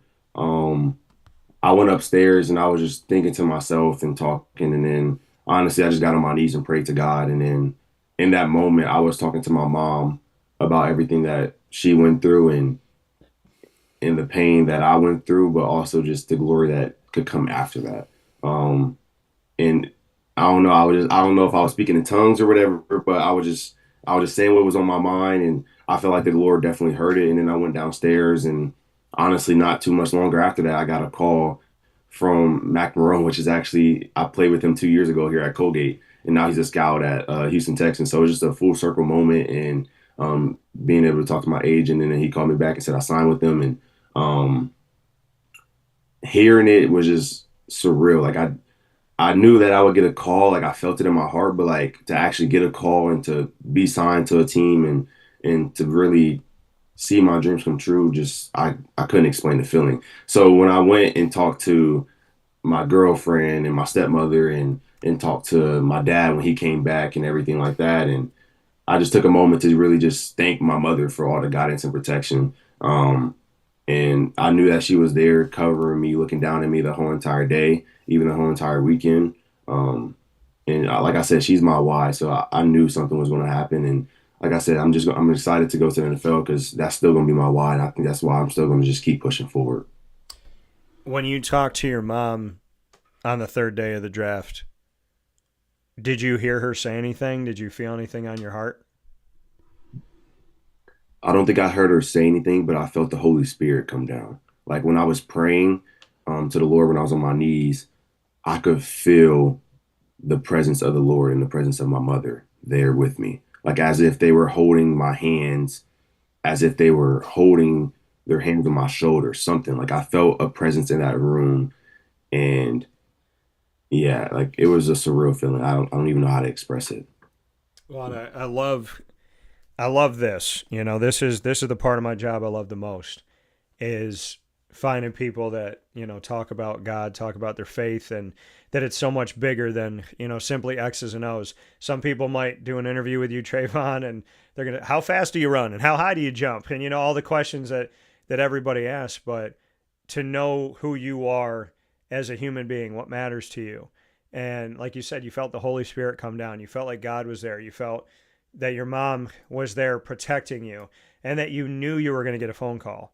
Having faith is such a hard thing to do sometimes because you have to believe without evidence. So when you said, I knew I was going to get a phone call, I just knew it was coming. Bring me into your faith and how you keep it when the storm comes, how you keep it when it gets difficult, how when you don't have evidence that you just stay faithful. How do you do it? Actually, one of my teammates told me before that it's already written. And to bring that back, I think he told me my last season and maybe like a game or two before that. And then on the game that I actually got injured, I think he told me that it's already written. Just go out there and play and do your thing, right? And then I actually ended up getting injured. And to that being said, is that's just God's plan. Like, I feel like this year has been a true testament of healing. Not only have I healed from my injury, but I've healed from past traumas, past wounds. Went to therapy, actually, just really started working on myself. And I feel like God was building me up. So when I get to the moment that I needed to be at, that I would be ready for it and I would know how to handle it. And I would say that, yeah, like it's already written. Everything's already written. God knows what's happening. God has a plan for us. And I already said, like, whether I got drafted, whether I got an undrafted free agent, whether I got a rookie mini camp, or if I didn't get picked up at all, I know that God's plan is still bigger than mine. And that's just him telling me that this just isn't meant to be. And I knew that, and I was okay with that because my purpose isn't in football. My identity isn't in football. It's in the Lord. And whatever he has for me is for me. And I live by that every single day. I feel like everything is going to happen regardless of what happens, what you think, what you feel.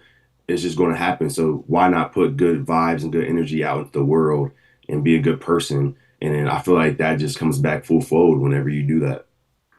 Well, and I love that you said it's already written, right? It's already written.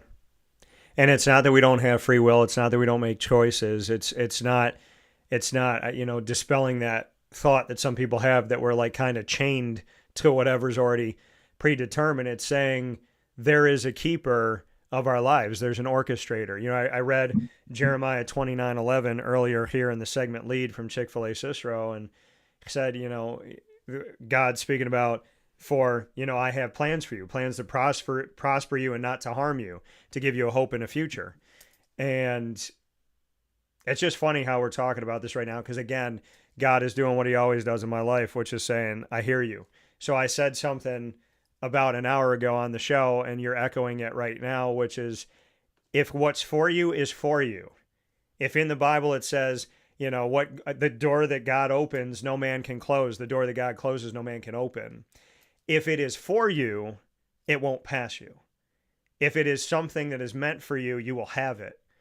And the notion that it's already written, I love that, because it kind of it takes off what we worry about, right, Trey? I mean, it takes off all that pressure, all that anxiety, that stress, that depression that causes a lot of people to get sick, right? To say, if it's already written and he has plans to prosper us, not to harm us, he's going to give us a hope in a future. And if he opens a door, nobody can close that door. If we believe that, how can we live a stressful day? And why would we ever waste a moment? And it helps us live in the moment, knowing I'm going to do the best I can, but I know if God has this for me, it won't pass me.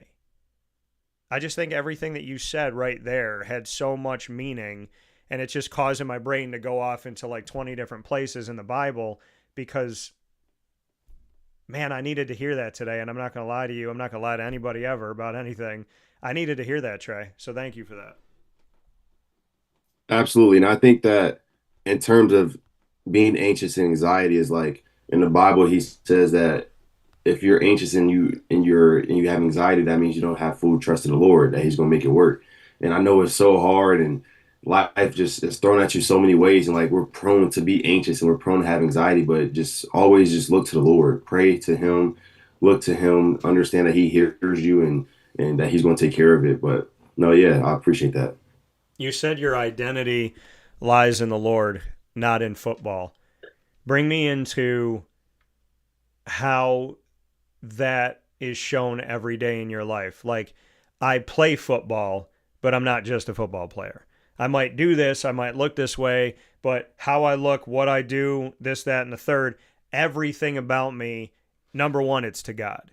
Because I think when it comes to a sport, you're identified as that, right? Like I said, people are talking about how fast is Trey? What'd Trey do in this drill? Trey's going to the Texans. Does he fit in here? Can he be this? Can he be that? What type of receiver is he going to be on the team? What number is he going to wear? They're focused on all these things that have to do with football, but you said, that's not my identity. It's something that's a part of me, but I'm here for God.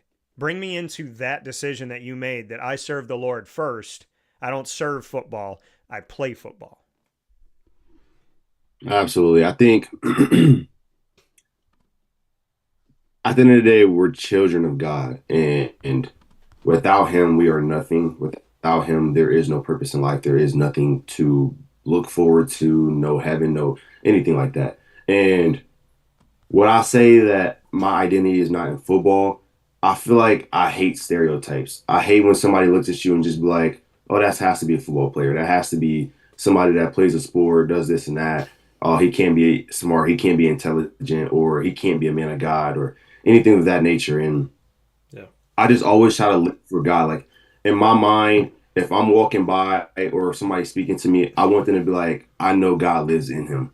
I know God works through his life. I know that God is an example, because at the end of the day, we're called to bring people along to the Lord. And if I'm not doing a good job, and maybe somebody who's been struggling with their whole entire life, maybe they didn't have a good time at church and it kind of ruined their faith.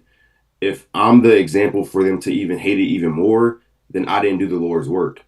But if I'm an example where they can look at me and be like, wow, if God is doing that in his life, maybe he can do that in my life. And maybe that sparks a little spark in their life to be able to be like, okay, Lord, work in my life. I hear you. I feel you. I want to try this out. Because at the end of the day, like you said, if God opens that door, no one can close it. So with that being said, yes, football is a lot to me. Football is everything to me. Football is important. I love football. I want to go out when I feel so bad and just do what I can do. But at the end of the day, if football was taken away from me, I would be okay. When I got injured, yes, I was sad. Yes, it took a lot of me to find a good mental health and be on a good mental state. But at the end of the day, I knew that the Lord's plan would prosper. So I didn't have anxiety or stress or frustration once I really settled in. Well, and that's the thing, like you said. I mean, football means the world to you. It means so much to you. But you're more than that. Why do you put God first? Because that's your decision. That's your choice, right? Your family can raise you a certain way, but eventually you have to make your decision. And there's people that believe in God and put God first that weren't raised that way. And there's people that were raised to go to church and all that don't have a faith. So at some point in your life, you have to make the choice. Why do you choose to run toward God? Why do you put him first? Why is it all about God and then everything else? Because God has always been faithful to me. Every single time in my life, he's always been there for me. I feel like he's definitely never left my side. I genuinely think he's walking through my life with me. That's what I always pray, Lord. I said, guide me and protect me on the path that you have designed for me. And I know that he's doing that. So why would I not give him faith? Why would I not give him the glory? Why would I not do things to live for him and to, like I said, I get up every single day.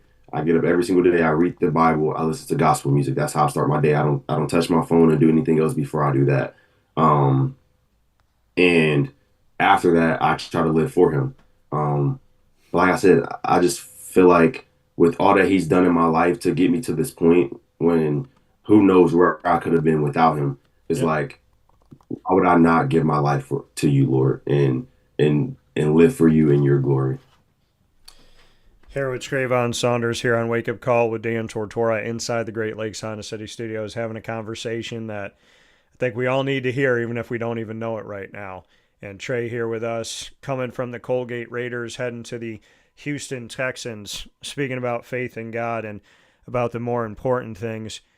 Trey, going through this process of finishing up your time in college, going to the NFL draft, putting your name into the NFL and saying, hey, however I get an opportunity, I want to get an opportunity. What is it about you that you bring to the NFL? What is it that the Houston Texans need to know? The other 31 franchises need to know? What is the NFL getting in Treyvhon Saunders right now? I think there's a lot of things, but I want to start with just first my work ethic. Like, I don't know if you'll find someone who works harder than me, and when I get there, I'm so willing to show that. Like, I want to be called the tryhard. I want to be called the guy that goes above and beyond, and you look at him and be like, bro, he's doing too much. Whereas, like, in reality, I'm doing everything that I need to do and more. And I'm not going to take this opportunity for granted. And then for two, I want to say my intelligence. Like, I understand the game of football. Like, I feel like I speak in football. I'm ready to go in there, know coverages, know what I need to be on my assignment, know plays, know the whole concept, and not just my routes on my position. I'm a great guy. I'm a great human. Like, I'm a great teammate. I'm a great player. I'm a great somebody to coach. Like, I'm going to go in there with my head down, working my tail off to make sure everything is possible for the team to win and for the guys to be successful. That's my main goal, was to go into the league. If I need to be special teams at first, if I need to go in there and show that I can be a receiver on the field to start, that's what I'm going to do. But I'm just excited for the opportunity, honestly. Well, like you said, I mean, having this opportunity, however you get on the field, whatever you need to do to say, you know, when people say, man, that guy's trying too hard, he's doing too much. And it's like, no, you know, I love that you said that, because one thing that I heard in my life that never made sense to me is when people say you care too much, you love too hard, you do too much, you're too positive, you're too, you're too available. And I'm looking at this and I'm going, if somebody was available all the time to me, loved me with everything they got, cared for me, worked hard, they were consistent and gave me all they could, why would I ever complain about that? So going off of what you said, the too much factor, there's a song by Luther Vandross called Never Too Much. And I love that song because it reminded my heart to keep loving the way that I do and keep being the person I am. So I'd love for you to go a little bit deeper into that, how too much of a good thing, people say, oh, too much of anything's a bad thing. But how too much of a good thing, how can that be a bad thing? How can you working so hard be bad for the Texans? How can you staying and working beyond be bad for, what you're trying to do? If you're willing to go here and go there, you care so much, you're going to read the playbook, you're going to stay up late watching film. Let's dispel the rumor, finally, that too much of a good thing is never a bad thing. Yeah, well, I want to start off first. It says that the one who loves always wins. And in terms of football, the one who loves will always win. If you love the game so much that you will put in so much work and basically drain yourself to be good at the sport, you're always going to win. Like we always say, like, your work ethic will always be talent, which is so true. If you have talent and work ethic like I do, I think I'm always going to win. And that's my confidence. That's my mindset of going in there. I'm willing to do whatever it is to be the best player that I can be, but also to help the team be successful.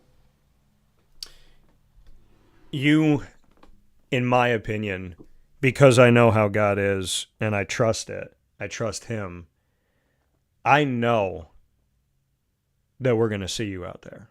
I know that you're going to continue to do his work on and off the field. And if you stay a Texan, I know you're going to harass my Jaguars. so I got to ask you this. Have you closed your eyes and seen yourself on the field, Texans uniform? Have you envisioned something at this point? You say God's always walking with you, and you know a door that he opens cannot be closed. Have you seen it? And if you've seen it, what have you seen? Oh, absolutely. Man, my mind races. Like my thoughts race. I'm always thinking about everything, but I think that's a superpower because you know how manifestation, they say if you speak about it, if you think about it, it will happen.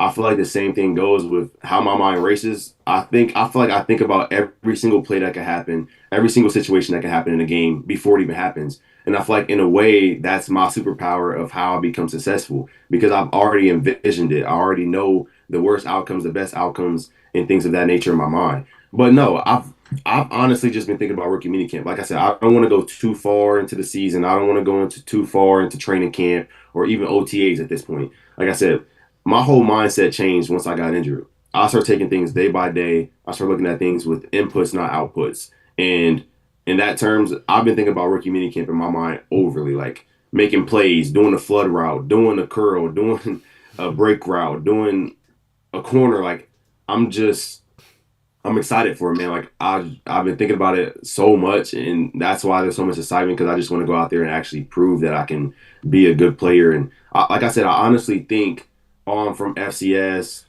this and that. Like I just got back from ankle injury. Like everything that people could doubt me, all my size, things of that nature. Like I'm just ready to go in there and show people that I'm truly a good player and truly a good receiver. Well, and like you said, I mean, taking things day by day, I'm going to say this, full disclosure, for me, one of the hardest things, I shouldn't say one of the hardest things, one of the decisions that I haven't made consistently in my life is living in the moment. So you said, going through the injury helped you to do that. Bring me into how you live in the moment consistently, because I have definitely been a person that focuses too much on what you can't change in the past and then is looking for what the future is going to bring instead of just being right here. So how do you live right here in the moment at the time that's happening right now? Yeah, I think the main part is just trying to be the best I can be that single day. Whether I'm sore, whether I'm hurting, regardless. Go out there and put as much work in as you can to be the best person. Like if I'm not getting better that day, then I didn't do the right job or the right mission of that day. And even in terms of your loved ones and the ones that you care about, like you never know if we're going to be here tomorrow. Like it's a blessing to even be able to wake up because there's probably so many people today that passed this morning. And to know that life can be taken away from you at any time, that's scary. So why not live every single day like it's your last and be with your loved ones? Go and reach out to the person that you haven't talked to in a while. Go and make sure your girlfriend feels loved, your family feels loved, that make sure your dad knows that you appreciate him for everything that you've done for him or that he's done for you, sorry. And just be a good spirit, be a good light. Like take everything with a grain of salt and just give and give and give and give. Why do you give even if you don't get? Why are you more concerned with the input than the output? I think because you never know the outcome. And since you don't know the outcome, why not do everything that you can to make sure the outcome could be as best as it could be? And I also think that what you put out in the world will come back to you. If you put out good thoughts, like in the Bible it says, there is power in the tongue. So make sure you're speaking powerfully. Make sure you're speaking good of yourself. Make sure you're speaking good of the future and good of the moment. That's why I don't try to complain as much. That's why I try to look at everything in a good light. I try to look at things in a different perspective than what I'm used to. But if you don't know the outcome, why would you do something that could negatively affect the outcome even more? I feel like you should always just try to make everything be the best it could be, in my mind. So even if you can't control what's going to happen, and even if you don't know what's going to happen, and even if you think something's going to be negative, just give all the positive you possibly can to it no matter what happens, knowing that, as my father always says, don't ever give them a reason. Mm-hmm. No, absolutely. That's a great quote. And yeah, like I think, like I said, it's already written. So why not just try to live the best that you can and try to be the best person that you can and try to be the best at you, whatever your job is, your sport, or if you're working in construction or if you're working as a doctor, why would you not go in there every single day and just try to be as positive as you can? I think that's just a way of living. And I think it's good to be around people who's positive. It's definitely radiant and people can feel it and it definitely affects their life as well. One of my favorite conversations, if not my favorite conversation. There's been over 5,000 people on this show, Treyvhon, and I can honestly tell you that this living in this moment, which I'm allowing myself to do right now, this is one of the favorite talks. I'm going to come back and watch this on a rainy day, and I'm going to watch it on a sunny day. So before we get to anything else, I do want to say thank you. It's not a question. It's an appreciation of being in the moment. Thank you for what you're bringing today, for sure. Thank you. Appreciate it. Of course. Did they tell you your number? Did you get your number yet? No, they did not. Okay. Do you have a favorite number? Do you have a number that if they said you could wear whatever you wanted to wear, do you have a number or two numbers that you're like, hey, if I could pick, I'd go here or here? Well, my favorite number is definitely 9. And the reason I actually wore 9 is because my mother passed on May 9th, 2019. And I feel like the number 9 just kept popping up. So in high school, I changed my number to 9. And I've been wearing it since forever. And I actually look back on it. My first number was 9 when I started playing football. It's just full circle moment of how crazy life is and how God truly works in your life. And 9 would definitely be my go-to. But if there's somebody who already has it, then that's cool. Maybe 19, maybe 89. But like I said, I'm not truly worried about numbers. Like if they give me a trash number that I don't like, it is what it is. I'll just show it on the field that I'm good. But yeah, I'm not truly worried about it. That haven't even been a thought process in my mind yet. I'm just ready to go in there and show them what I got. Well, and we're talking here on the first day of May, and you said your mom passed away on May 9th. I got a feeling this May 9th, Mama and God are going to come with it. I got a feeling. Yeah. So, like you said, you're just ready for this moment, just ready to get there. Some people don't understand the world of what's undrafted free agent signing versus undrafted free agent rookie minicamp invite.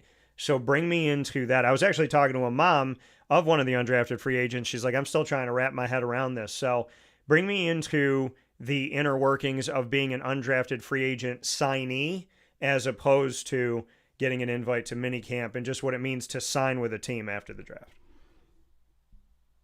Yeah, like I know there's a difference. I don't know if there's too much of a difference, obviously, signing versus rookie minicamp. I mean, I want to believe that rookie minicamp invites are more of a tryout, whereas like signees, obviously, you can always get cut at any time. Nothing's guaranteed, but whereas like the signees are more of like, okay, we see you, we want you to go out there and put the work in and see what you got. And maybe I'm wrong, maybe I'm not, I don't know, but my thought process is just to go out there and be as good as I could be. Like, I'm not trying to get cut. I'm trying to play the NFL. I'm trying to be on a 53-man roster. I'm trying to do everything that I can to do that. So at the end of the day, I'm just excited for the moment. And in terms of being a signee, it's just special, man. Like I said, nobody could have called me and I could have never got a rookie minicamp invite. I could have been sitting on the couch and been like, okay, got to start a job now. Got to figure it out. But the fact that somebody has, like I said, I think it's just a blessing from God, and he heard me, and I think he's always just been there for me, and the fact that I'm getting this is just surreal. Well, and the thing too is here you are, you go to Colgate where education still matters, right? You're in the Patriot League, getting a great education. You're in Hamilton, New York. I was just on the campus for the finale weekend and the spring game and all that. I loved being on the field. I loved the look of the stadium, and it's the first time that I've ever driven around campus, and I was just like, man, there's something about college and like the beauty of these buildings and just where Hamilton's kind of away from everything. You're taking back roads to get there and whatnot. I mean, not only to make it to the NFL, but to do it where you're being challenged for your education at Colgate University, where you're in the Patriot League, which is a big-time challenge. I mean, bring me into that your road to the NFL came through a place where you actually had to be a student and not just an athlete, and just what it means to come from Colgate, what it means to represent the Raiders as you go forward. Yeah, absolutely. So to actually speak on the college aspect of it, obviously we know Colgate is a very prestigious college, and you can't take online classes here. That's not even a consideration. So a lot of guys who just do online classes and play football, they're living a whole different life out there. Like, we are in the mud every single day fighting for our lives. But no, like I majored in economics, and everybody knows at this school that major is very hard and it's hard to get through. It's called like a weed out class in the introduction class, because they know that it's going to be hard. So they want people who don't truly want it to not even consider even taking it. But I ended up continuing going with it, and I mean, I find love in a challenge. I don't know what it is. I don't know if my mind's just different, but like I've always wanted to be challenged in my life, and I love math, so just economics was the route for me to take, and yeah, it just worked out. And I think my GPA right now is over 3.3 or 3.4 for all my years here at Colgate. So I think that's a testament to all the hard work I put into the schoolwork as well. But no, like it's exciting to represent Colgate, because I think people don't understand that it's possible to make it to the league here. And I knew coming in that it was going to be possible for me. That was my whole plan all along, is to make it to the league.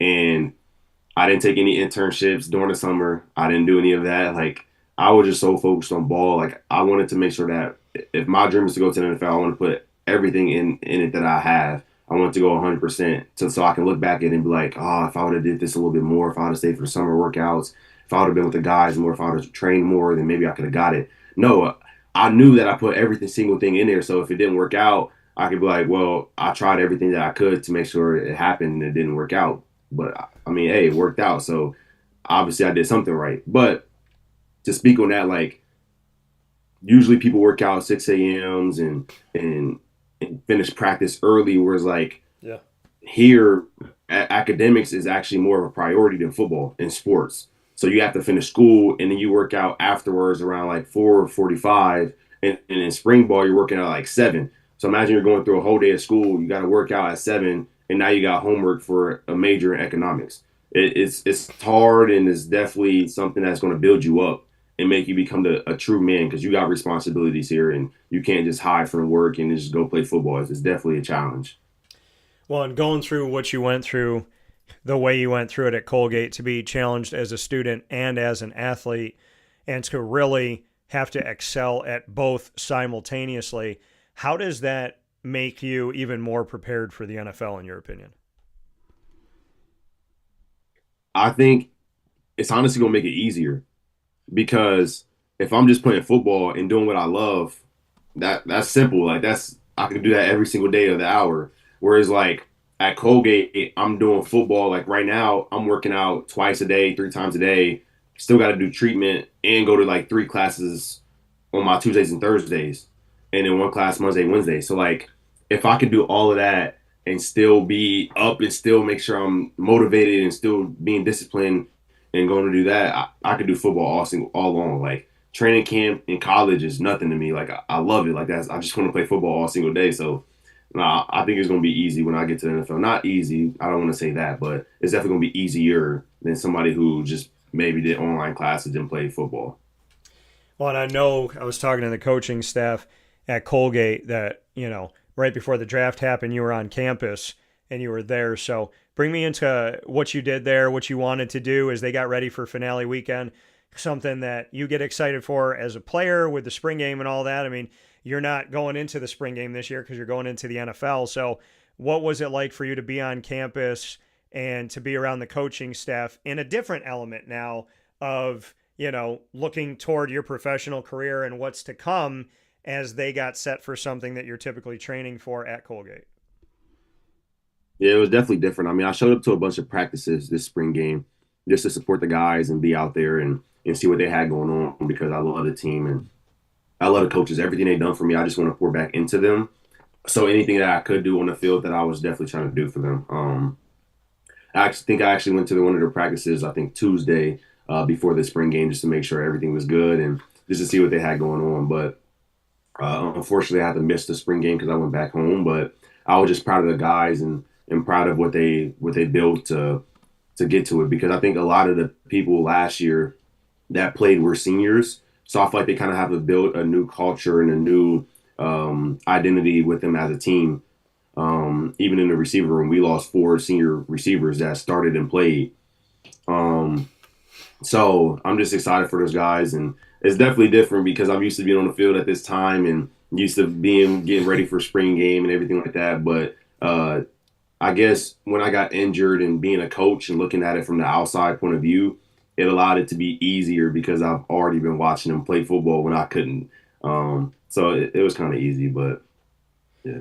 Well, and I would think too, for the NFL, it helps the IQ side, right? Because when you were injured and then you joined the coaching staff essentially at Colgate, that helps you to see a lot of things develop of the sideline view as opposed to being on the field, which I'm sure could help you when you're sitting down and breaking down film with the Texans, and can make you even more of a sellable product to the NFL because of the fact that you saw the coaching aspect of things, you saw a different angle, and maybe it helps you break down things a little bit easier, maybe see some things that you didn't see before on the field to help you be even more versatile when you're on the field in the NFL.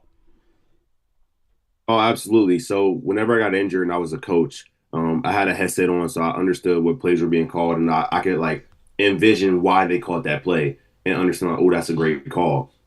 And then also my job as being a coach as a player was to talk to the guys and make sure that they understood what they needed to do on a certain route. Yeah. Because slot at Colgate with under Coach Fitz is hard. It's a lot of nuances based on coverages. It's a lot of things that you have to do. And I feel like his offense honestly is going to make it easier for me in the NFL because of all the nuances that it was in college, that I had to be able to see coverages. If I didn't know coverages, the slot position was never going to work. But the fact that I made it work so well, just understood that I was on timing with the quarterback. I knew where I needed to be. I knew where the zones were and things of that nature. But also my job was to identify coverages, to see what coverages they were in, see who they subbed in for certain packages. If they were playing cover 2 Tampa 2, did they interchange the mic? Did they already put him in a kind of like a weird position where there are three safeties back there, and that he's just already roaming in the middle, or do they have a true Mike that's playing? Like I think Villanova actually played that type of Tampa too, where they put three safeties in the back, and then the safety just kind of roamed around the middle where the Tampa 2 player would end up anyway. So just talking with the nuances with the coaches about coverages and being able to identify that on the sideline made it easier to be like, okay, in the game I can identify this easily. But yeah. Yeah, shouting out Kurt Fitzpatrick, and I was going to ask you that, so you let me right to it. Before we hop out of here, Treyvhon Saunders, Wake Up Call with Dan Tortora inside the Great Lakes Honda City Studios, going from the Colgate Raiders in Hamilton, New York, and heading to the NFL, to the Houston Texans. Trey, you got the opportunity to ask me some questions. We'll go back and forth. You'll go one, I'll go one, and we'll have a few here. What's your question for me?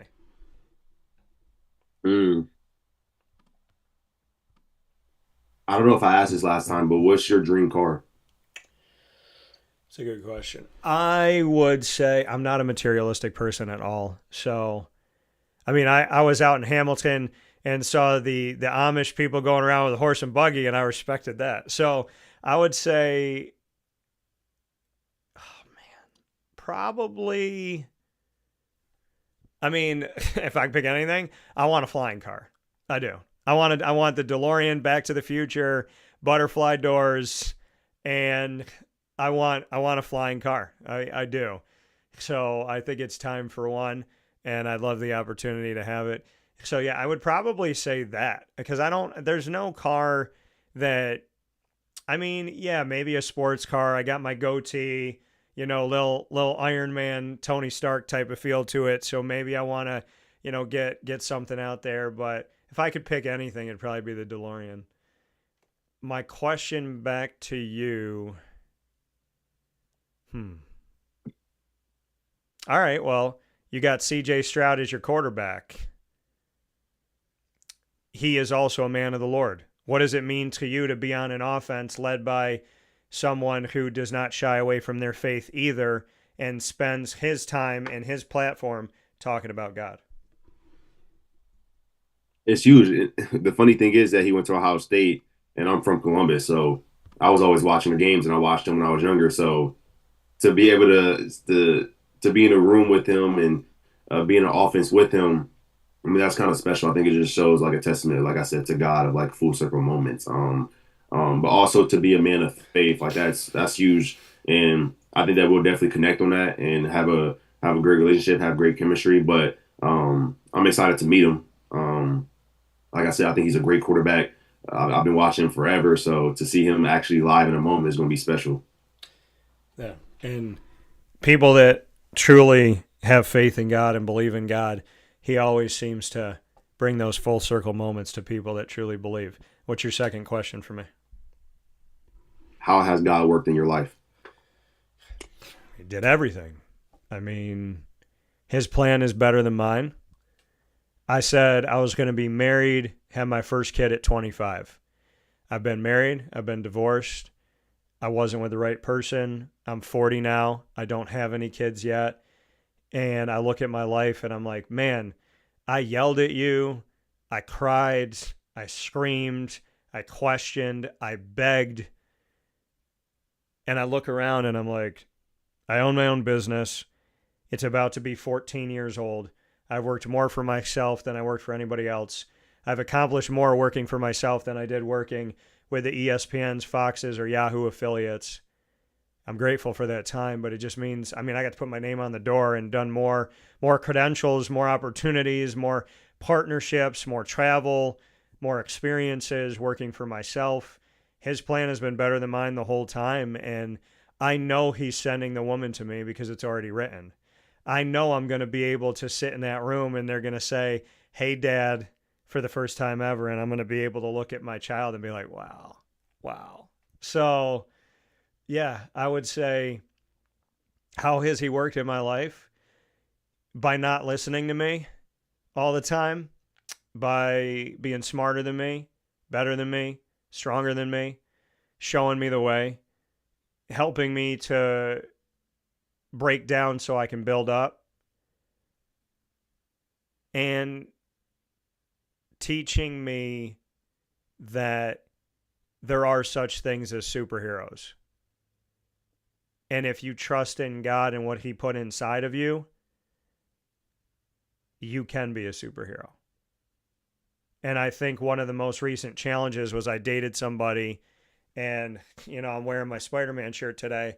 And out of nowhere, she would just come up to me and go, "You can't be Spider-Man. You can be whatever you want. Just know you can't be Spider-Man. You can't do it. You're never going to be Spider-Man. It's never going to happen. That's ridiculous. You're not going to be Spider-Man."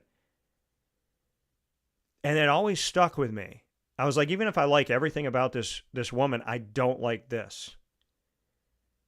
And I grew up as a kid loving Spider-Man, loving the character.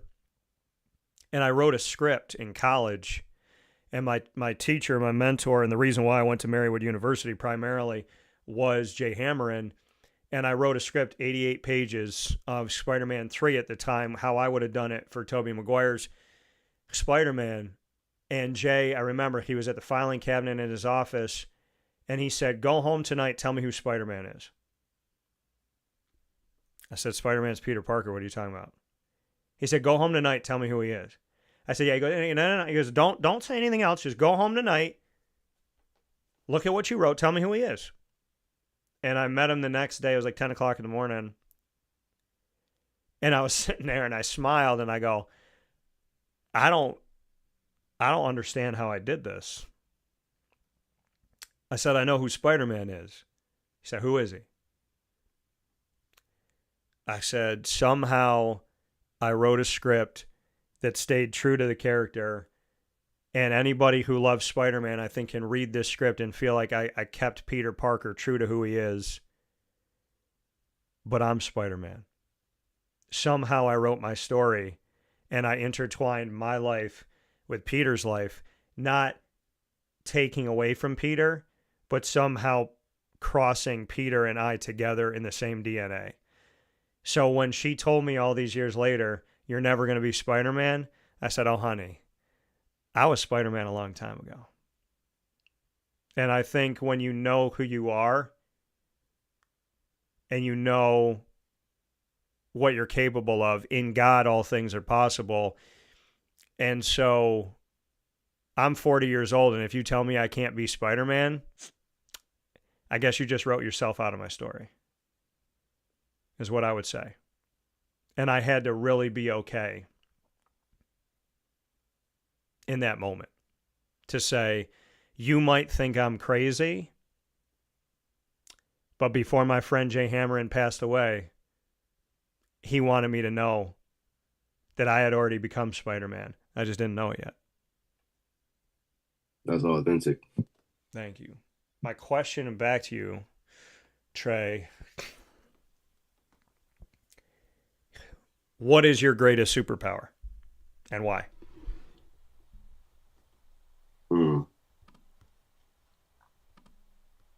I think that my greatest superpower that I've discovered this year actually is when I was telling you that I went to go heal and go to therapy and everything like that. I was diagnosed with ADHD, and it allowed me to understand myself more, understand why I do certain things and why I am who I am. And like I said, I think that with my thoughts racing, it's easier for people just to be like, "Oh, there's a problem with me. There's something wrong with me." But I feel like that's my superpower. In a way, with me thinking about everything that's happening, with me thinking about possible outcomes, possible things like that, with random thoughts just coming to my head, random songs just coming to my head, I feel like that has become my superpower. And I'm looking at it in a different light because I didn't truly understand myself before this year and who I was as a person. I always knew I was kind of different, but to actually hear about it and know what I have and know what I've been going through, that has become my superpower. I think people that think a lot, I think they are on a heightened frequency. And I can say this, there was something that I read, because I overthink, and there was something I read, and it said, shout out to it was talking about an overthinker. It said, an overthinker has thought about every reason not to love you but they still do. So when I always thought like, oh my gosh, there's something wrong with me, there's something wrong with me, there's something wrong with me. It's like we think of every possible outcome. We think about all these layers. We have so many things going on in our heads. I mean, for goodness sakes, Robin Williams, his brain was his superpower, and it always will be. And so I think in a world where people are treated as crazy for thinking through things and thinking about different outcomes and all this stuff, when I heard somebody say, if an overthinker loves you, that means they've thought of every reason not to, every possible negative outcome, and they decided to do it anyways. And it just kind of changed everything for me. How some of the toughest things that we go through in our lives and the times that people just beat us down, that if we just flip the way we look at it, it's actually a superpower. It's actually a superpower to critically think and go in depth with things. And you got to be positive. You got to think the best. But I don't know. I don't want to be with people that can't deep think with me, because I don't like those conversations. I don't like surface level conversations. I don't either. I hate them. So, and we had one of the deepest conversations here today. I don't know how to say goodbye to this guy, so I'm not going to. I'm going to say see you later to Treyvhon Saunders, because this friendship that we're building and this story that we get to tell together of the greater gift of God and the blessing of God. Trey, you and I got a lot of work to do. He crossed our paths for a reason, and I am going to continue to stay in touch with you, because it has been one of the greatest blessings of my life in full truth that I've gotten to talk with you. And today's conversation, I will bring to God at the end of my life and say, thank you for these things. Thank you for these moments. Because I know you're going to live a long life, and I pray I will too. And when we're done, Trey, I know I'm going to see you up there. So let's keep writing the story. Let's have fun with this. And let's keep in touch, because you have been one of the greatest blessings in my life, because conversations like this are the ones that you can use every single day as motivation. So thank you for motivating me, yourself, and thank you for motivating people that are watching and listening today.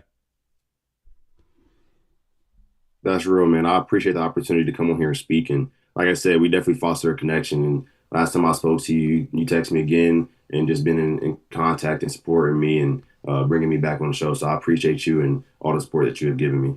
Absolutely, man. Well, listen, I know big things are coming and bigger things are coming after that. So stay focused, do your thing, keep God first. And next time you talk to God, make sure you tell Mom I said hi. Yes, sir. Thank you so much. I appreciate it. Thank you. God bless. I'll talk to you soon. Bye. Take care. Treyvhon Saunders.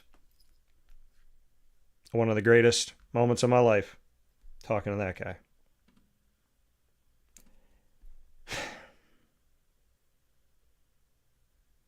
Amazing. That's an amazing human being with a great outlook on life. And those are the conversations that can change you for the better if you let them. And I'll let it. God bless you, Trey.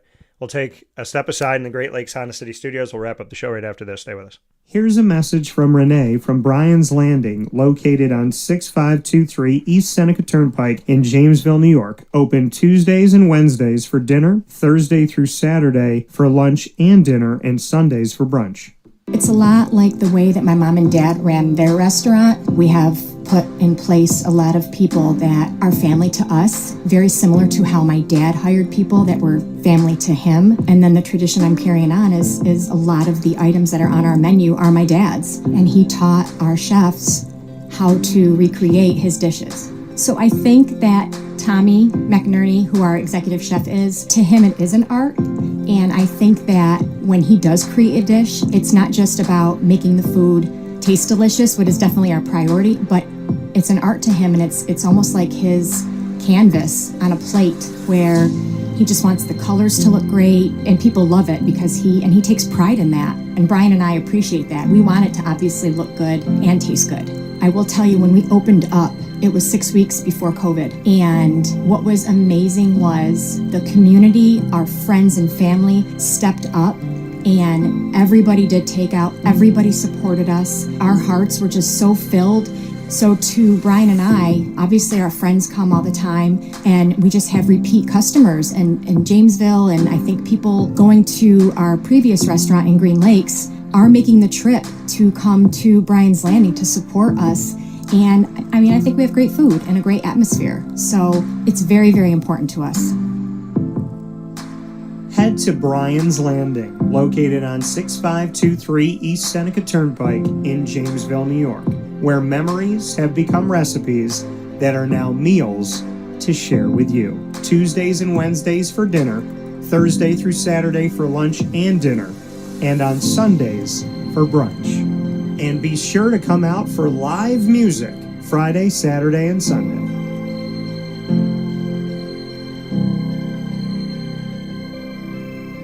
Life gets busy, and sometimes that means us running around. So K-9 Kamp Dog Daycare offers you an opportunity to give your dog a place to stay while you take care of what you need to throughout the day. K-9 Kamp Dog Daycare is located on 228 Old Bridge Street in East Syracuse, New York. You can see it from the highway, and it's just off of Erie Boulevard across from BJ's Wholesale Club. Call 315-437-7110. That's 315-437-7110 to schedule an appointment to bring your dog in and tour the facility. Appointments are Monday through Thursday after 6:30, where you and your dog can see everything that K-9 Kamp Dog Daycare has to offer, including a self-serve dog wash and a retail store filled with all of your dog's wants and needs, including food, treats, harnesses, leashes, and more, making K-9 Kamp Dog Daycare your one-stop shop for your furry-loving friend. Right, Lily?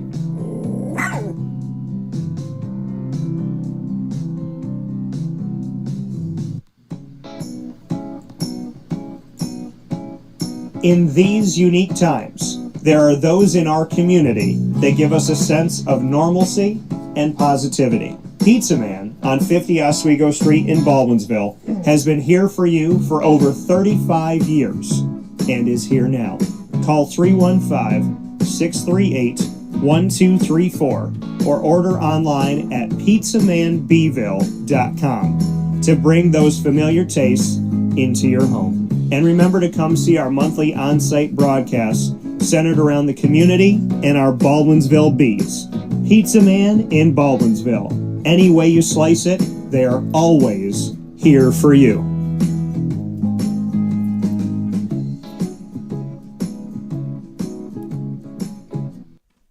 Avicoli's restaurant, located on 7839 Oswego Road in Liverpool, New York, has been serving our community for decades. Your place to go for home cooking on the corner of Route 57 and Wetzel Road is just minutes from Liverpool High School. And every single month, Wake Up Call with Dan Tortora is on site, on location, with Liverpool sports, student athletes, coaches, and administration telling their stories throughout the year. We look forward to seeing you on site at Avicoli's for their casual pizza side, their fine dining, as well as their bar. And of course, you can order online at myavicolis.com. That's myavicollis.com. For takeout, delivery, and catering, call 315-622-5100. That's 315-622-5100. Come on in to the neighborhood spot Avicoli's, open 7 days a week in Liverpool, New York.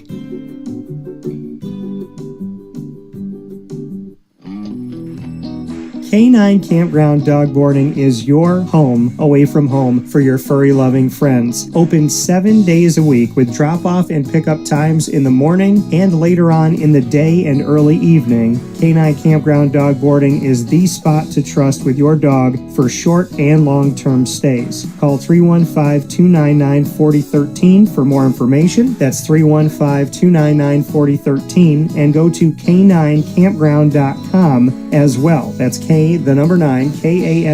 ground.com, where you will find all of the information on their different cabins, which include the classic cabin, executive cabin, grand cabin, and luxury cabin. K9 K-9 Campground Dog Boarding, where your dog will have indoor and outdoor areas as well as their own private cabin for any size, any breed, as well as dogs with different needs. Dog parents and dogs alike choose K-9 Campground Dog Boarding. Isn't that right, Lily?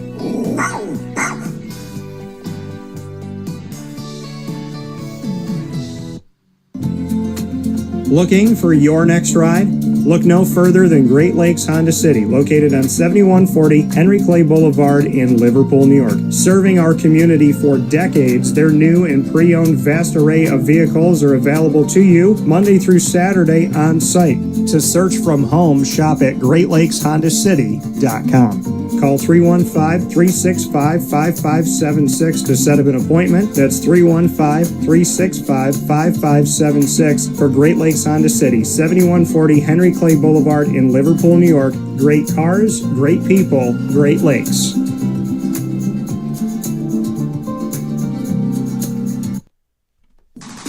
The Wildcat Sports Pub in Camillus, New York is located on 3680 Milton Avenue in the Home Depot Plaza. It is your family-friendly sports bar and restaurant. Folks, some sports bars aren't family-friendly. Some family-friendly restaurants are not sports bars. The Wildcat Sports Pub in Camillus, New York is proud to be both. It is that marriage that you've been looking for years. The Wildcat Sports Pub is your home base for your sports bar and restaurant needs, games for the kids, indoor and outdoor activities, and enough things on the menu to come back every single week and get to try something new. They're open Sundays from noon to 8 p.m., Monday through Wednesday, 11 a.m. to 11 p.m., and Thursday through Saturday from 11 a.m. to midnight. For reservations and party information, call 315-487-2222 for the Wildcat family-friendly sports pub and restaurant.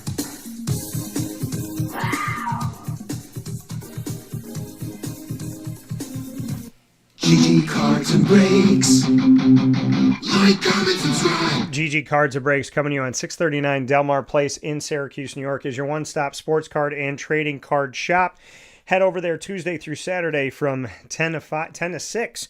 And on Sundays from 10 to 5 to GG Cards and Breaks, where you get to be a big kid and you can open up packs, boxes, or you can go to their display cases and get their singles, their graded cards, and more from Disney, Lorcana, Magic the Gathering, Yu-Gi-Oh!, Pokemon, One Piece, as well as soccer, hockey, basketball, baseball, football. There's nothing like immersing yourself with the teams that you love, the players you love, and the games you love to play. GG Cards and Breaks is the difference. Go and experience it today and every week on 639 Delmar Place in Syracuse, New York. Big time shout out to Chick-fil-A in DeWitt on the corner of Bridge Street and Erie Boulevard. You can go and see them. Can't miss them on the corner of Bridge Street and Erie Boulevard in DeWitt. Giant brick building with the double drive-through and the giant parking lot, as well as plenty of space inside to dine in. Megan Sorber and her team are waiting for you to serve you today with all of your Chick-fil-A favorites, as well as all of the new things that they brought to the menu, like the frosted beverages and more. So make sure you head out to Chick-fil-A in DeWitt today on the corner of Bridge Street and Erie Boulevard and have service that truly comes to you with a smile, with kindness, and goodness in our community. Experience that difference today. With that being said, thanks for being with us up and down the East Coast, the Midwest, the West Coast, and all around the globe on YouTube.com and Facebook.com, both / WakeUpCallDT, WakeUpCallDT.podbean.com, and more. Amazon Music, Audible, iHeartRadio, iTunes, and Apple Podcasts, Player FM, Podbean, Podchaser.com, Podvine, Spotify, TuneIn, and YouTube. Thank you for your support on all of those by searching Wake Up Call with Dan Tortora, or one word, Wake Up Call DT. Thank you to all of our partners, including being the exclusive multimedia marketing partner of your